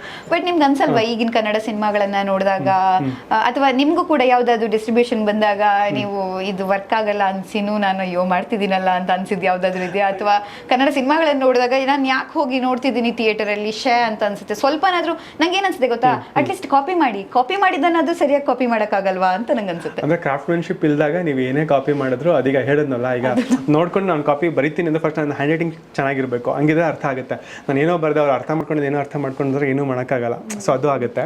ಮತ್ತೆ ಈಗ ನನಗೆ ಈಗ ಡಿಸ್ಟ್ರಿಬ್ಯೂಷನ್ ಅಂತ ಬಂದಾಗ ಎಷ್ಟೊಂದು ಸಿನಿಮಾ ನಾನು ವಾಪಸ್ ಕಳಿಸಿದ್ದೆ. ಈಗ ಅಟ್ಲೀಸ್ಟ್ ನಿಮಗೆ ಒಂದು 10-20 ಲಕ್ಷನಾರು ಉಳಿಯುತ್ತೆ, ನನಗೆ ಫೀಸ್ ಸಿಗುತ್ತೆ ಅಂತ ನಾನು ಡಿಸ್ಟ್ರಿಬ್ಯೂಟ್ ಮಾಡೋಕ್ಕಾಗಲ್ಲ ಅಂತ ಹೇಳಿ ವಾಪಸ್ ಕಳಿಸಿದ್ದೆ. ಸುಮಾರು ಉದಾಹರಣೆಗಳಿದ್ದಾವೆ. ನನ್ನೊಂದು 70 ಸಿನಿಮಾ ಎಕ್ಸ್ಪೀರಿಯನ್ಸ್ ಇದೆ. 70 ಸಿನಿಮಾ ಎಕ್ಸ್ಪೀರಿಯನ್ಸಲ್ಲಿ, ಒಂದು 10 ವರ್ಷದ ಎಕ್ಸ್ಪೀರಿಯನ್ಸಲ್ಲಿ ನನಗೆ ಅದು ಸುಮಾರು ಸಿನಿಮಾ ಹಂಗೆ ಮಾಡಿದ್ದೀವಿ. ಯಾಕೆ ಮನಸಾಕ್ಷಿ ಒಪ್ಪೋದಿಲ್ಲ. ಬೇಸಿಕಲಿ ನಾವು ತೀರಾ ಒಂದು ಪ್ರಾಂಪ್ಟಾಗಿ ಸಿನಿಮಾ ಬಿಸ್ನೆಸ್ ಮಾಡಬೇಕು ಅಂತ ಬಂದಾಗ ಅದು ಒಪ್ಪೋದಿಲ್ಲ ಮನಸ್ಸು. ಅಟ್ಲೀಸ್ಟ್ ನಾನು ಹೇಳೋದ್ನಲ್ಲ, ಒಂದು ರೇಂಜಿಗಿದೆ ಅಂತನಾದರೂ ಅನ್ಸಿದ್ರೆ ನಾವು ಪ್ರೊಜೆಕ್ಟ್ ಮಾಡ್ಬೋದು. ಆಮೇಲೆ ಜನಕ್ಕೆ ಬೇಡ, ಏನು ಬೇಕಾದರೂ ಆಗ್ಬೋದು. ಯಾಕಂದರೆ ಕೆಲವೊಂದು ಸತಿ ನಮ್ಮ ಜಡ್ಜ್ಮೆಂಟ್ ತಪ್ಪಾಗಿರ್ಬೋದು. ಬಟ್ ಏನಾಗುತ್ತೆ, ಮಿನಿಮಮ್ ಬೇಸಿಕ್ ಕ್ವಾಲಿಟಿನೂ ಇಲ್ಲ ಅಂತಾಗ ಅದನ್ನು ನಾನು ಆದಷ್ಟು ನಾನು ಅವಾಯ್ಡ್ ಮಾಡಿದ್ದೀನಿ. ತುಂಬ ಕಡಿಮೆ ಸರ್ಕಮ್ಸ್ಟೆನ್ಸಸ್ಸಲ್ಲಿ ಇಷ್ಟ ಇಲ್ಲದೇನೂ ಮಾಡಿರೋ ಉದಾಹರಣೆಗಳಿದ್ದಾವೆ. ಬಟ್ ಏನಾಗುತ್ತೆ, ಈಗ ಈಗ ನಂಗೆ ನೋಡ್ಕೊಂಡ್ರೆ ನಾನು ಬರೀ ಒಳ್ಳೆ ಸಿನಿಮಾ ಮಾಡಬೇಕು ಅಂದರೆ ಈ ವರ್ಷ ನಾನು ಯಾವ ಸಿನಿಮಾನೂ ಮಾಡೋಕ್ಕೆ ಆಗಲ್ಲ, ಹಂಗಿದೆ ಪರಿಸ್ಥಿತಿ ಇವಾಗ. ಸೊ ಅಟ್ಲೀಸ್ಟ್ ನಾವು ಇರೋದ್ರಲ್ಲಿ ಏನು ಬೆಸ್ಟ್ ಮಾಡ್ಬೋದು. ಈಗ ಥಿಯೇಟ್ರಿಕಲಿ ಆಗಲಿಲ್ವ, ಅಟ್ಲೀಸ್ಟ್ ನಾವು OTT ಮಾಡಿಸಿ ಅಲ್ಲೇನಾದರೂ ಟ್ರೈ ಮಾಡ್ಬೋದಾ, ಅಥವಾ ಡಬ್ಬಿಂಗಲ್ಲಿ ಏನಾದರೂ ಒಳ್ಳೆ ಆಫರ್ನ ತೊಗೋಬೋದಾ, ನಾವು ಅದನ್ನು ನೋಡ್ತಾ ಇರ್ತೀವಿ. ಸೊ ಹಾಗಾಗಿ ನಾವು ಆ ಪ್ರೊಬಬಿಲಿಟಿಲಿ ವರ್ಕ್ ಮಾಡ್ತಾ ಹೋಗ್ತೀವಿ. ತೀರಾ ಎಲ್ಲೂ ವರ್ಕ್ ಆಗಲ್ಲ ಅಂದಾಗ ನಾನು ಹೇಳ್ಬಿಡ್ತೀನಿ, ಎಲ್ಲೂ ವರ್ಕ್ ಆಗಲ್ಲ, ಆದಷ್ಟು ನೀವು ಏನು ಮಾಡದೇ ಇರೋದೇ ಒಳ್ಳೇದು ಅನ್ನೋ ಥರನೇ ನಾನು ಅವ್ರಿಗೆ ಇನ್ಸಿಸ್ಟ್ ಮಾಡಿರೋ ಉದಾಹರಣೆ ಇದೆ. ಈಗ ನಾನು ಕೆಲವು ಮೂವಿಗಳನ್ನ ನೋಡಿ ಬರ್ತಿರ್ತೀನಿ, ನಂಗೆ ಏನೂ ಇಷ್ಟ ಆಗಲ್ಲ. ಮೇ ಬಿ ಅದು ನನ್ನ ಪರ್ಸ್ಪೆಕ್ಟಿವ್ ಆಗಿರ್ಬೋದು, ನಂಗೆ ಅದು ಇಷ್ಟ ಆಗಿರ್ಲೇ ಇರ್ಬೋದು, ನಂಗೆ ಇಷ್ಟನೇ ಆಗಲ್ಲ. ಅದು ಯಾವ ಸ್ಟಾರ್ ಸಿನಿಮಾನೂ ಆಗಿರಲಿ, ನಾನು ಹೊಗಳಕ್ಕೂ ಹೋಗೋದಿಲ್ಲ. ಏನಾದರೂ ರಿವ್ಯೂ ಕೊಡೋದಕ್ಕಿದ್ರು ಕೂಡ ನಂಗೆ ಇಷ್ಟ ಆಗಿಲ್ಲ ಅಂದ್ರೆ ನಾನು ಕೊಡೋದಿಲ್ಲ. ಆ ಥರ ನಾನು ಸ್ವಲ್ಪ ಅಷ್ಟಾದ್ರೂ ಕಂಟ್ರೋಲ್ ಮಾಡ್ತೀನಿ, ಯಾಕಂದ್ರೆ ಈ ನೆಗೆಟಿವ್ ಹೇಳೋದು ಬೇಡ ಅನ್ನೋದಕ್ಕೆ. ಬಟ್ ತುಂಬಾ ಜರ್ನಲಿಸ್ಟ್ಗಳು ಅದನ್ನ ತುಂಬಾ ನೆಗೆಟಿವ್ ಆಗಿ ಹೇಳೋದೇ ಇಲ್ಲ, ತುಂಬಾ ಪಾಸಿಟಿವ್ ಆಗಿ ಹೇಳ್ತಾರೆ. ಯಾಕೆ ಹೇಳ್ತಾರೆ ಅಂತಂದ್ರೆ, ಈಗ ಜರ್ನಲಿಸಮ್ ಅಲ್ಲಿ ಏನ್ ಚೇಂಜ್ ಆದ್ರೆ ಸ್ವಲ್ಪ ಚೆನ್ನಾಗಿರುತ್ತೆ ಸಿನಿಮಾ ಇಂಡಸ್ಟ್ರಿಗೆ ಅನ್ನೋದು ನಿಮ್ ಪರ್ಸ್ಪೆಕ್ಟಿವ್ ಅಲ್ಲಿ ಹೇಳೋದಾದ್ರೆ? ಇಲ್ಲಿ ಅಂದ್ರೆ ಈಗ ನೋಡಿ, ಎಲ್ಲ ಯಾರೇ ಆಗಲಿ ಜರ್ನಲಿಸ್ಟ್ ಎಲ್ಲ ಒಂದು ಒಳ್ಳೆ ಉದ್ದೇಶದಿಂದನೇ ಸಿನಿಮಾ ನೋಡ್ತಾರೆ, ಸಿನಿಮಾಗೆ ಸಪೋರ್ಟ್ ಮಾಡಬೇಕು ಅಂತ ಬರ್ತಾರೆ. ಮತ್ತು ಜೆನ್ಯೂನ್ ಆಗಿ ರಿವ್ಯೂ ಮಾಡೋರು ಇದ್ರು ನನ್ಗೆ ಗೊತ್ತಿರಂಗೆ ಸ್ವಲ್ಪ ದಿನಗಳ ಹಿಂದೆ. ಬಟ್ ಅದು ಹತ್ತಿಕ್ಕೋ ಅಂತ ಪ್ರಯತ್ನಗಳಾದ್ವು. ಈ ಕನ್ನಡ ಸಿನಿಮಾನ ನೀನು ಈ ಮೊದಲಿಗೆ ಕಷ್ಟದಲ್ಲಿದೆ, ನೀನು ನೆಗೆಟಿವ್ ಹೇಳಿ ಹೇಳಿ ಯಾಕೆ ಹಾಳು ಮಾಡ್ತೀಯ ಅಂತೇಳಿ. ನನಗೆ ಗೊತ್ತಿರಂಗೆ ಸುಮಾರು ಜನ ನೆಗೆಟಿವ್ ಹೇಳ್ತಾನೆ ಇಲ್ಲ. ಇನ್ನೊಂದಷ್ಟು ಜನ ನೆಗೆಟಿವ್ ಹೇಳಿದ್ರೆ ನಾವು ಕನ್ನಡದ ವಿರೋಧ, ಕನ್ನಡ ಸಿನಿಮಾದ ವಿರೋಧ ಆ ಒಂದು ಇದು ಮಾಡ್ಬಿಡ್ರಿ. ಆಕ್ಚುಲಿ ನೋಡಿ, ಕ್ರಿಟಿಸಿಸಮ್ ಅನ್ನೋದು ಬೇಕೇ ಬೇಕು. ವಸ್ತುನಿಷ್ಠವಾಗಿ ನಾವು ಹೇಳೋದ್ರಲ್ಲಿ ತಪ್ಪೇನಿಲ್ಲ ಅಂತ ನನ್ಗೆ ಅನ್ಸುತ್ತೆ. ನಾನು ಹೇಳೋದು ಯಾರೇ ಇನ್ಫ್ಲುಯೆನ್ಸರ್ಸ್ ಇರಲಿ, ಅಥವಾ ಯೂಟ್ಯೂಬರ್ಸ್ ಇರಲಿ, ಅಥವಾ ಜರ್ನಲಿಸ್ಟ್ ಇರಲಿ, ಅವ್ರಿಗೆ ಏನು ಅನ್ಸುತ್ತೆ ಅದನ್ನೇ ಬರೆದ್ರೆ ಒಳ್ಳೇದು. ಇಂಡಸ್ಟ್ರಿ ಒಂದು ಆರೋಗ್ಯಕರವಾಗಿ ಉಸಿರಾಡುತ್ತೆ ಅಂತ ಅನ್ಸುತ್ತೆ. ಬಟ್ ಇಲ್ಲಿ ಏನಾಗುತ್ತೆ, ಅವ್ರು ಸಾಫ್ಟ್ ಕಾರ್ನರ್, ತುಂಬ ಜನ ಸಾಫ್ಟ್ ಕಾರ್ನರ್ ತೊಗೊಂಡಿದ್ದಾರೆ. ಇನ್ನೊಂದಷ್ಟು ಜನ ಇಲ್ಲ ಪೇ ಮಾಡಿದ್ರೆ ಮಾತ್ರ ಬರಿತೀನಿ ಅನ್ನೋ ಥರನೂ ಇದ್ದಾರೆ ಒಂದಿಬ್ಬರು. ಈಗ ಅದೇನೋ ಮಾಡೋಕ್ಕಲ್ಲ, ಅದು ಅವ್ರ ಪರ್ಸ್ಪೆಕ್ಟಿವ್. ಬಟ್ ಇಲ್ಲಿ ಕ್ರಿಟಿಸಿಸಮ್ ಮತ್ತು ರಿವ್ಯೂಸ್ ಅನ್ನೋದು ಹೆಂಗೆ ಅಂತಂದರೆ, ಅದು ಎಲ್ಲ ಒಂದು ಕಡೆ ನಮಗೆ ಇನ್ನೊಂದು ಸ್ವಲ್ಪ ಬೇಕು, ಜೆನ್ಯೂನ್ ರಿವ್ಯೂಸ್ ಬೇಕು. ಸೊ ಅವಾಗ ಅವ್ರಿಗೆ ಅಟ್ಲೀಸ್ಟ್ ಅವ್ನು ತಿದ್ಕೊಂತಾನೆ ಒಬ್ಬ ಫಿಲ್ಮ್ ಮೇಕರ್ಸ್, ನಾನು ಇಲ್ಲಿ ತಪ್ಪು ಮಾಡಿದ್ದು. ಬಟ್ ಯಾರೂ ಒಪ್ಕೊಳ್ಳಲ್ಲ ನಿಮ್ಮ ಸಿನಿಮಾ ನೆಗೆಟಿವ್ ಅಂತ. ನಾನು ಅದೇ ಹೇಳೋದಕ್ಕಿಂತ ಯಾರು ತಿದ್ಕೊಳ್ಳೋಕ್ಕೂ ರೆಡಿ ಇಲ್ಲ ಅಂತ. ನನ್ನ ಸಿನಿಮಾನೇ ಮುದ್ದು ಅನ್ನೋ ರೇಂಜಲ್ಲೇ ಅವರು ಪ್ರಮೋಷನ್ ಎಲ್ಲರೂ ಒಂದು ಹಿಪೋಕ್ರಸಿ ಇದು ಬೇಸಿಸ್ ಮೇಲೇ ಹೋಗಿ ಅದನ್ನು ಇದು ಮಾಡಿ ತೊಗೊಳ್ತಾರೆ. ಮತ್ತು ಅವರು ಡಿಸೈಡ್ ಆಗಿಬಿಡ್ತಾರೆ, ಈ ಸರಿಯಾಗಿ ಬರ್ದಿಲ್ಲ, ಸರಿಯಾಗಿ ರೇಟಿಂಗ್ಸ್ ಕೊಟ್ಟಿಲ್ಲ, ಅಥವಾ ಸರಿಯಾಗಿ ನಿಮ್ಗೆ ಅರ್ಥನೇ ಆಗಿಲ್ಲ ಸಿನಿಮಾ ಅನ್ನೋ ರೇಂಜಿಗೆ ಇರುತ್ತೆ. ಸೊ ಆತ್ಮವಿಮರ್ಶೆ ಅನ್ನೋದು ಯಾರೂ ಮಾಡ್ಕೊಳೋದಿಲ್ಲ. ಸೊ ಅದು ಪ್ರಾಬ್ಲಮ್. ಅದು ಅಲ್ಲಿ ತುಂಬ ಮಿಸ್ ಹೊಡಿತಾ ಇದೆ ನನಗೆ ಗೊತ್ತಿರಂಗೆ. ಜೆನ್ಯೂನಾಗಿ ರಿವ್ಯೂ ಮಾಡಬೇಕು. ಸೊ ಅವಾಗ ಅವನು ಗೊತ್ತಾಗ್ಬಿಡುತ್ತೆ, ಇವನಲ್ಲ ಅವನಲ್ಲ, ಮೂರನೇವನು ಅದನ್ನೇ ಮಾಡ್ದ ಅಂತ ಅವಾಗ ನಾನೇ ಸರಿ ಇಲ್ಲ ಅಂತ. ಎಲ್ಲರೂ ಚೆನ್ನಾಗಿ ಹೋಗಲಿ, ಒಬ್ಬ ಮಾತ್ರ ನೆಗೆಟಿವ್ ಬರೆದ್ರೆ ಅವ್ನು ಸರಿ ಇಲ್ಲ ಅಂತ ಅವನಿಗೆ ಬೈತಾರೆ, ನೆಗೆಟಿವ್ ಕಮೆಂಟ್ಸ್ ಹಾಕ್ತಾರೆ. ನೋಡೋಕ್ಕಾಗಲ್ಲ ಕಮೆಂಟ್, ಹಂಗೆ ಕಮೆಂಟ್ ಮಾಡ್ತಾರೆ. ಸೊ ಅದು ಪ್ರಾಬ್ಲಮ್ ಆಗ್ತಾ ಇದೆ. ಅದಕ್ಕೆ ಎಷ್ಟೋ ಜನ ರಿವ್ಯೂ ಮಾಡ್ತಿಲ್ಲ ಇವಾಗ. ಅದೇ ನನಗೆ ಥಿಯೇಟರ್ಗೆ ಹೋಗಿ ಎಲ್ಲ ಸಿನಿಮಾ ಮಾಡೋದೇ ಇಲ್ಲ, ಅವರು ಮಾಡೋದಿಲ್ಲ. ಥಿಯೇಟರ್ಗೆ ಹೋಗಿ ಮೂವಿ ನೋಡ್ಕೊಂಡು ನೋಡಕ್ಕೆ ಆಗಲ್ಲ ಕೆಲವೊಂದು, ಹೊರಗಡೆ ಬಂದು ಸುಮ್ಮನೆ ರಿವ್ಯೂ ತಗೋಬೇಕಲ್ವಾ. ರಿವ್ಯೂ ತಗೊಳ್ಳೋ ಟೈಮಲ್ಲಿ ಸೂಪರ್ ಅಂದಾಗ ಅದು ಹೆಂಗೆ ಮೇ ಬಿ ನಾನೊಂದೊಂದ್ಸಲ ಯೋಚನೆ ಮಾಡೋದಿದೆ, ನಂದೇ ಪರ್ಸ್ಪೆಕ್ಟಿವ್, ನಾನು ಜಡ್ಜ್ ಮಾಡಿರೋ ರೀತಿ ಏನಾದರೂ ಬೇರೆ ಇದೆಯಾ, ಮೇ ಬಿ ಯಾವುದಾದ್ರು ಬೇರೆ ಜನರಿಗೆ ಅದು ಇಷ್ಟ ಆಗಿದೆಯಾ ಅನ್ನೋದು ನನ್ಗೆ ಥಿಂಕ್ ಬರುತ್ತೆ. ಬಟ್ ಇಲ್ಲ, ಹಾಗಿರಲ್ಲ, ಇಷ್ಟನೇ ಆಗಿರೋದಿಲ್ಲ. ಅದರ ಎಡಿಟಿಂಗ್ ಆಗಿರಲಿ, ಅದರ ಕ್ವಾಲಿಟಿ ಆಗಿರಲಿ. ಮತ್ತು ಇನ್ನೊಂದು, ಜರ್ನಲಿಸ್ಟ್ಗಳು ಮಾತ್ರ ವಿಮರ್ಶಕರಾಗಿಲ್ಲ, ಈಗ ಎಲ್ಲರೂ ವಿಮರ್ಶಕರೇ ಆಗಿದ್ದಾರೆ. ಯಾರು ಬೇಕಾದರೂ ಒಂದು ಟ್ರೈಲರ್ ನೋಡಿ ಕಮೆಂಟ್ ಹಾಕ್ಬೋದು, ಯಾರು ಬೇಕಾದರೂ ಅದನ್ನು ಕ್ರಿಟಿಸೈಸ್ ಮಾಡ್ಬೋದು. ಆಮೇಲೆ ಈಗ ನೋಡಿ, ಈಗ ನಾವು ಒಳ್ಳೆ ರಿವ್ಯೂಸ್ ಕೊಟ್ಟ ತಕ್ಷಣ ಆ ಸಿನಿಮಾ ಒಳ್ಳೇದು ಅಂತ ಯಾರಿಗೂ ಅನ್ಸೋದಿಲ್ಲ. ಯಾಕಂದರೆ ಅದು ಗೊತ್ತಿರೋದಕ್ಕೆ ಯಾರು ಜೆನ್ಯೂನಾಗಿ ರಿವ್ಯೂ ಮಾಡ್ತಾರೋ ಅದನ್ನು ಮಾತ್ರ, ಈಗ ಬಿಸ್ನೆಸ್ ಮಾಡೋರಾಗಲಿ ಅಥವಾ ಒಬ್ಬ ರಿಯಲ್ ಸ್ಪೆಕ್ಟೇಟರ್, ಸಿನಿಮಾ ಸ್ಪೆಕ್ಟೇಟರ್ ಅಂತ ಯಾರಿರ್ತಾನೆ, ಅವನು ರಿಯಲ್ ರಿವ್ಯೂ ಎಲ್ಲಿ ಸಿಗುತ್ತೆ ಅದನ್ನೇ ಜಡ್ಜ್ಮೆಂಟ್ ತೊಗೊಂಡು. ನಾನು ಅಷ್ಟೇ ಕೆಲವೊಂದನ್ನು ಮಾತ್ರ ನಾನು ಬಂದರೆ ಅದ್ರಲ್ಲಿ ಚೆನ್ನಾಗಿ ಬಂದಿದೆ, ಅವ್ನು ಡೆಫಿನೆಟ್ಲಿ ಅವ್ರು ಕರೆಕ್ಟಾಗಿ ಬರ್ದಿರ್ತಾರೆ ಅಂತ ನಾನು ಬಿಲೀವ್ ಮಾಡ್ತೀನಿ, ಸಿನಿಮಾ ನೋಡ್ತೀನಿ, ಅದು ನನಗೆ ವರ್ಕ್ ಆಗ್ತಾ ಇದೆ. ಸೊ ಅದನ್ನು ಕಂಡಿಡ್ಕೊಂಡ್ಬಿಟ್ಟಿದ್ದಾರೆ, ಅಂದರೆ ರೆಗ್ಯುಲರಾಗಿ ಸಿನಿಮಾ ವಾಚ್ ಮಾಡೋರಿಗೆ ಅದು ಗೊತ್ತಾಗ್ಬಿಟ್ಟಿದೆ. ಹಾಗಾಗಿ ಅದು ಗಣನೆಗೆ ಬರ್ತಾ ಇಲ್ಲ. ಮತ್ತು ಎಲ್ಲರೂ ಏನು ಮಾಡ್ತಾರೆ, ಸಿನಿಮಾ ಜನ ಕರೆಸ್ತಾರೆ, ಅವ್ರದ್ದು ರಿಯಾಕ್ಷನ್ಸ್ನ ಕ್ಯಾಪ್ಚರ್ ಮಾಡ್ತಾರೆ, ಆಮೇಲೆ ಥಿಯೇಟ್ರಿಂದ ಹೊರಗೆ ಬರಬೇಕಾದ್ರೆ ಒಂದು ರಿವ್ಯೂ ತೊಗೊಳ್ತಾರೆ. ಅಂದರೆ ಇದು ರೊಟೀನಾಗಿ ಹೋಗಿದೆ. ಸೊ ಅವಾಗ ಏನಾಗುತ್ತೆ, ನೋಡೋರಿಗೆ ಅದ್ರ ಸೀರಿಯಸ್ನೆಸ್ಸೇ ಅದು ಫೀಲ್ ಆಗಲ್ಲ. ಸೊ ಅವನ ಸಿನಿಮಾಗೆ ಬರಲ್ಲ ಡೆಫಿನೆಟ್ಲಿ, ಇವರು ಎಲ್ಲದಕ್ಕೂ ಹಿಂಗೆ ಹೇಳ್ತಾರೆ ಅನ್ನೋದು. ಅಂದ್ರೆ ರುಟೀನ್ ಅಂದ್ರೆ ಡೈಲಾಗ್ ಕೂಡ routine, super PAN India movie, family ಕೂತ್ಕೊಂಡು ಎಲ್ಲ ನೋಡ್ಬೋದು. ಕನ್ನಡ ಸಿನಿಮಾನ ಗೆಲ್ಸಿ. ಇದು 4-5 ಲೈನ್ ಇದೆಯಲ್ಲ, ಎಲ್ಲಿ ಹೋದ್ರು ಇದೇ ಇರೋದು. ನೋಡಿ, ಕನ್ನಡ ಸಿನಿಮಾ ಅನ್ನೋದಕ್ಕಿಂತ ಒಳ್ಳೆ ಸಿನಿಮಾನ ಗೆಲ್ಸಿ ಅನ್ಬೇಕು. ನೋಡಿ, ಕನ್ನಡ ಭಾಷೆನ ತರಲೇಬೇಡಿ, ಕನ್ನಡಕ್ಕಿರೋ ವ್ಯಾಲ್ಯೂ ಬೇರೆ. ಈಗ ಒಂದು ಕೆಟ್ಟ ಸಿನಿಮಾಗೆ ಇದು ಕನ್ನಡ ಸಿನಿಮಾ ಅಂತ ಹೇಳಿ ಜೋಡಿಸಿ ಅದನ್ನು ನೀವು ಬೇರೆ ಥರ ಪ್ರೊಜೆಕ್ಟ್ ಮಾಡ್ತೀರಾ ಅಂದರೆ ಅದು ಕನ್ನಡಕ್ಕೆ ಮಾಡೋ ಅವಮಾನ, ನಾವು ನಮ್ಮ ಭಾಷೆಗೆ ಅವಮಾನ ಮಾಡ್ದಂಗೆ. ಹಂಗಾಗಬಾರ್ದು. ಕನ್ನಡದಲ್ಲಿ ಯಾಕೆ ಇಂಥ ಕೆಟ್ಟ ಸಿನಿಮಾ ಮಾಡಿದೆ ಅಂತ ಕೇಳಬೇಕು. ಸೊ ಅವಾಗ ಅವನು ನಿಜವಾಗ್ಲೂ ನೆಕ್ಸ್ಟ್ ಟೈಮ್ ಸಿನಿಮಾ ಮಾಡೋಕ್ಕೆ ಹೆದರ್ತಾನೆ. ಆ ಒಂದು ಪ್ರಶ್ನೆ ಮಾಡೋ ಗುಣ ಬೇಕು. ಇನ್ನು ಕೆಲವರು ಯಾರೋ ದೊಡ್ಡ ಸ್ಟಾರು ಫ್ಯಾನ್ ನಾನು ಅಂತೇಳಿ ಆ ಫ್ಯಾನ್ಸ್ನೆಲ್ಲ ಇದು ಮಾಡೋ ಪ್ರಯತ್ನ ಮಾಡ್ತಾರೆ.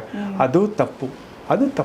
ಈಗ ನೀನು ಒಂದೊಳ್ಳೆ ಸಿನಿಮಾ ಮಾಡ್ದ, ಅದನ್ನು ಯಾರೋ ಒಬ್ಬ ಬಿಗ್ಗೆಸ್ಟ್ ಸೂಪರ್ ಸ್ಟಾರ್ ಬಂದು ಪ್ರೆಸೆಂಟ್ ಮಾಡಿದ್ರ ಡೆಫಿನೆಟ್ಲಿ ಇದು ವರ್ಕ್ ಆಗೇ ಆಗುತ್ತೆ. ಇದು ಹಂಗೆ ಹೋಗ್ಬೇಕು. ಇಲ್ಲ ನಾನು ಬಾಸ್ ಫ್ಯಾನು, ಈಗ ನಾನು ಬಾಸ್ ಫ್ಯಾನ್ ಎಲ್ಲ ಬಂದು ಇದು ಮಾಡಿ ಅಂದರೆ, ನೀನು ಯಾವತ್ತೂ ನಿನ್ನ ಬಾಸ್ಗೆ ಅವ್ರಿಗೆ ಆ ರೇಂಜಿಗೆ ನೀನು ಹೋಗೋಕ್ಕಾಗೋದೇ ಇಲ್ಲ. ಈಗಿನ ಮಟ್ಟಿಗೆ ನೀನು ಹಂಗೆ ಹೋಗ್ಬೇಕಂದ್ರೆ ಅದರಿಂದ 20-30 ವರ್ಷದ ಕಷ್ಟ, ಒಂದು ಸ್ಟ್ರಗಲ್ ಇದೆ. ನೀನು ಅದು ಹೆಂಗೆ ಒಂದೇ ಸತಿಗೆ ಅದು ಎನ್ಕ್ಯಾಶ್ ಮಾಡ್ಕೊಂಡ್ಬಿಡ್ತೀವಿ, ಅದು ಹೆಂಗೆ ಇನ್ವೆಸ್ಟ್ ಮಾಡ್ತೇನೆ ನೀನು ನಾವು ಕೇಳೋದು. ಅದಾಗಬಾರ್ದು.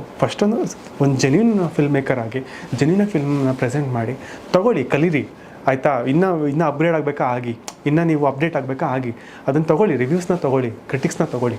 ಅದನ್ನು ನಾನು ಹೇಳೋಕ್ಕೆ ಇಷ್ಟಪಡೋದು ಹೊಸ ಫಿಲ್ಮ್ ಮೇಕರ್ಸ್ಗೆ. ಹೌದು, ಈ ಸ್ಟಾರ್ಗಳ ಹೆಸರೆಲ್ಲ ಯೂಸ್ ಮಾಡ್ಕೊಳ್ಳೋದೆಲ್ಲ ತುಂಬ ಜಾಸ್ತಿ ಅಲ್ಲ. ಈಗ ನಾನು ಡಿ ಬಾಸ್ ಅಭಿಮಾನಿ, ಡಿ ಬಾಸ್ ಬಗ್ಗೆ ಯಾವಾಗ ಹೇಳೋದು, ಸಿನಿಮಾ ರಿಲೀಸ್ ಆಗೋ ಟೈಮಲ್ಲಂತೂ ಕಂಪ್ಲೀಟ್ ಆ ಡಿ ಬಾಸ್ ವಿಷಯದಲ್ಲಂತೂ ಅದು ಜಾಸ್ತಿ. ಹೌದು, ಅಂದರೆ ಈಸಿ ಅಂತ. ಈಗ ನೋಡಿ, ಡಿ ಬಾಸ್ ಬಗ್ಗೆ ಮಾತಾಡಿದ ತಕ್ಷಣ ಅದು ವೈರಲ್ ಆಗುತ್ತೆ, ಅದು ಜಾಸ್ತಿ ವ್ಯೂಸ್ ತೊಗೊಳುತ್ತೆ. ಹಂಗಂತ ನಮ್ಮ ಜನಗಳು ಅಷ್ಟು ದಡ್ರಿಲ್ಲ. ಯಾರು ಸಿನಿಮಾ ಬಂದು ನೋಡಲ್ಲ, ಇನ್ನು ಉಗ್ದೋಗ್ತಾರೆ. ನೀನು ಡಿವೋರ್ಸ್ ಹೆಸರಿಗೆ ಯಾಕೆ ಅವಮಾನ ಮಾಡ್ತಿದ್ದೆ ಅಂತ. ಈಗ ಮೊನ್ನೆನೂ ಒಂದು ಎಕ್ಸ್ಪೀರಿಯನ್ಸ್ ಆಯಿತು, ಒಂದು ಸಿನಿಮಾ ಮಾಡಿ. ಈಗ ಡಿವೋರ್ಸ್ ಫ್ಯಾನ್ಸ್ ಎಲ್ಲ ಬಂದು ಸಿನಿಮಾ ನೋಡಿ ಅಂತ ಕೇಳಿದ್ರು. ಅವರೇ ಬಂದು ಎಷ್ಟೊಂದು ಜನ ಬೈದಿದ್ದಾರೆ, ನೀನು ಏನು ಈ ಥರ ಟ್ರೈಲರ್ ಮಾಡಿದ್ಯಾ, ಯಾಕೆ ಹಿಂಗೆ ಮಾಡ್ತಿದ್ಯಾ ಅಂದರೆ. ಅದು ಹಂಗೆ ಆಗಬಾರ್ದು, ದುರಂತ ಅದು ಆ್ಯಕ್ಚುಲಿ. ಈಗ ಅವ್ರನ್ನವರು ಈಗ ಜಡ್ಜ್ ಮಾಡ್ಕೊಂಡಂಗೆ ನೆಕ್ಸ್ಟ್ ಟೈಮ್ ಅವ್ರದ್ದು ಒಳ್ಳೆ ಸಿನಿಮಾ ಮಾಡಿದ್ರೆ ಯಾರು ನಂಬಲಾಗುತ್ತಾ, ಇವನು ಏನೋ ಗಿಮಿಕ್ ಮಾಡ್ತಾ ಇದ್ದಾನೆ ಅಂತ ಅಂದ್ಕೊಳ್ತಾರೆ. ಹಂಗೆ ಆಗಬಾರ್ದು. ಫಸ್ಟು ನಮ್ಮದು ಐಡೆಂಟಿಟಿ ಏನಿದೆ ಅದನ್ನು ಫಸ್ಟು ನಾವು ಅದನ್ನು ಕಂಡುಕೊಂಡು ಅದ್ರ ಮೇಲೆ ನಾವು ಬಿಲ್ಡ್ ಮಾಡಬೇಕು ನಮ್ಮ ಫ್ಯಾನ್ಸ್ನ. ಆಮೇಲೆ ಅವ್ರು ನೋಡೋರಿಗೆ ಹೋಲಿಕೆ ಇದೆ ಅಪ್ಪ, ಇವರು ಯಾವುದಾದ್ರು ಸೂಪರ್ ಸ್ಟಾರ್ಗೆ ಹೋಲ್ತಾರೆ ಅಂದರೆ ಅವರೇ ಕಂಪೇರ್ ಮಾಡಿ ಮೆರೆಸ್ತಾರೆ, ಅದಕ್ಕಿಂತ ದೊಡ್ಡ ಕಟ್ಔಟ್ ಮಾಡ್ತಾರೆ. ಸೊ ಅಲ್ಲಿ ತನಕ ನೀವು ವೇಟ್ ಮಾಡಿ, ಇವ್ರು ಅಲ್ಲಿಗೆ ಹೋಗೋದೇ ಇಲ್ಲ ಅಷ್ಟೇ. ಒಂದೇ ಸಿನಿಮಾಗೆ ಮುಗ್ದೋಗುತ್ತೆ, 2 ಸಿನಿಮಾ ಮುಗ್ದೋಗುತ್ತೆ. ಹೌದು ಹೌದು. ಸೊ ಅದು ವರ್ಕ್ ಆಗಲ್ಲ, ಅದು ಪ್ರಾಕ್ಟಿಕಲಿ ವರ್ಕ್ ಆಗಲ್ಲ. ಬಟ್ ಈಗ ನಾವು ಪ್ರಮೋಷನ್ ಆಸ್ಪೆಕ್ಟಿಗೆ ಹೋಗೋಣ. ಒಂದು ಸಿನಿಮಾನ ಪ್ರಮೋಷನ್ ಮಾಡಬೇಕು ಅಂದರೆ ಲೋಯೆಸ್ಟ್ ಬಜೆಟ್ ಅಂದರೆ ಎಷ್ಟು ಇರಬೇಕಾಗುತ್ತೆ, ಹೈಯೆಸ್ಟ್ ಬಜೆಟ್ ಅಂದರೆ ಒಂದು ಎಷ್ಟು ಹಾಕ್ತಾರೆ ಒಂದು ಪ್ರಮೋಷನ್ಗೆ? ಈಗ ನಮಗೆ ಈಗ ಹಿಂಗಾಗುತ್ತೆ, ಕೆಲವೊಂದು ಸಿನಿಮಾ ಈಗ 40 ಲಕ್ಷದ ಸಿನಿಮಾನು ನಾವು ಅಮೆಝಾನಿಗೆ ಮಾಡಿಸಿದ್ದೀವಿ. ಯಾಕಂದರೆ ಥಿಯೇಟ್ರಿಕಲ್ಲಿ ನಮ್ಗೆ ಗೊತ್ತು, ನಮ್ಗೆ ಅದು ಕಷ್ಟ, ಅಲ್ಲಿ ವರ್ಕ್ ಆಗಲ್ಲ ಅಂತ. ಅವಾಗ ಏನು ಮಾಡ್ತೀವಿ ನಾವು, ಅದಕ್ಕೇನು ಬೇಕೋ ಅಷ್ಟು ಮಾತ್ರ ನಾವು ಅವರಿಗೆ ಒಂದು ಬ್ಲೂ ಪ್ರಿಂಟ್ ಹಾಕ್ಕೊಡ್ತೀವಿ ನಾವು ಬಜೆಟ್ದು. ಹೆಂಗೆ ಅಂತಂದರೆ ಈಗ ನಮಗೆ ಈಗ ಏನಾಗುತ್ತೆ, ಅಮೆಝಾನ್ಗೆ ನಾವು ಪ್ರೆಸೆಂಟ್ ಮಾಡಬೇಕಂದ್ರೆ ಆಲ್ಮೋಸ್ಟ್ ಅವ್ರು ಏನು ಕೇಳ್ತಾರೆ, ಥಿಯೇಟ್ರಿಕಲ್ ರಿಲೀಸ್ ಆಗಿರಬೇಕು ಅಂತ ಕೇಳ್ತಾರೆ. ಸೊ ಫಾರ್ಮಾಲಿಟಿಕಲಿ ನಮಗೆ ಫಾರ್ಮಾಲಿಟೀಸಲ್ಲಿ ಹೆಂಗೆ ಮಾಡಬೇಕು, ಏನೇನು ಫಾರ್ಮಾಲಿಟಿ ಮಾಡಬೇಕು, ಅದನ್ನು ಮಾತ್ರ ನಾವು ಸ್ಕ್ರಿಪ್ಟ್ ಮಾಡಿ ಅಷ್ಟಕ್ಕೆ ಮಾತ್ರ ಬಜೆಟ್ ಹಾಕ್ತೀವಿ ಮಿನಿಮಲ್. ಈಗ ಹೆಂಗಂದರೆ ಈಗ ಬೆಂಗಳೂರು 1.5 ಕೋಟಿ ಜನ ಇದ್ದಾರೆ, ಮಿನಿಮಮ್ ಒಂದು 50 ಲಕ್ಷ ಜನ ಇಲ್ವಾ ಕನ್ನಡಿಗರು, ಒಂದು 50-60 ಲಕ್ಷ ಇದ್ದೇ ಇದ್ದಾರೆ. ಸೊ ಅಷ್ಟು ಜನಕ್ಕೆ ಫಸ್ಟು ನೀಟಾಗಿ ಸಿನಿಮಾ ತೋರಿಸೋಣ, ಅದಕ್ಕೇನು ಬೇಕೋ ಅಷ್ಟನ್ನು ಮಾತ್ರ ಮಾಡ್ತೀವಿ.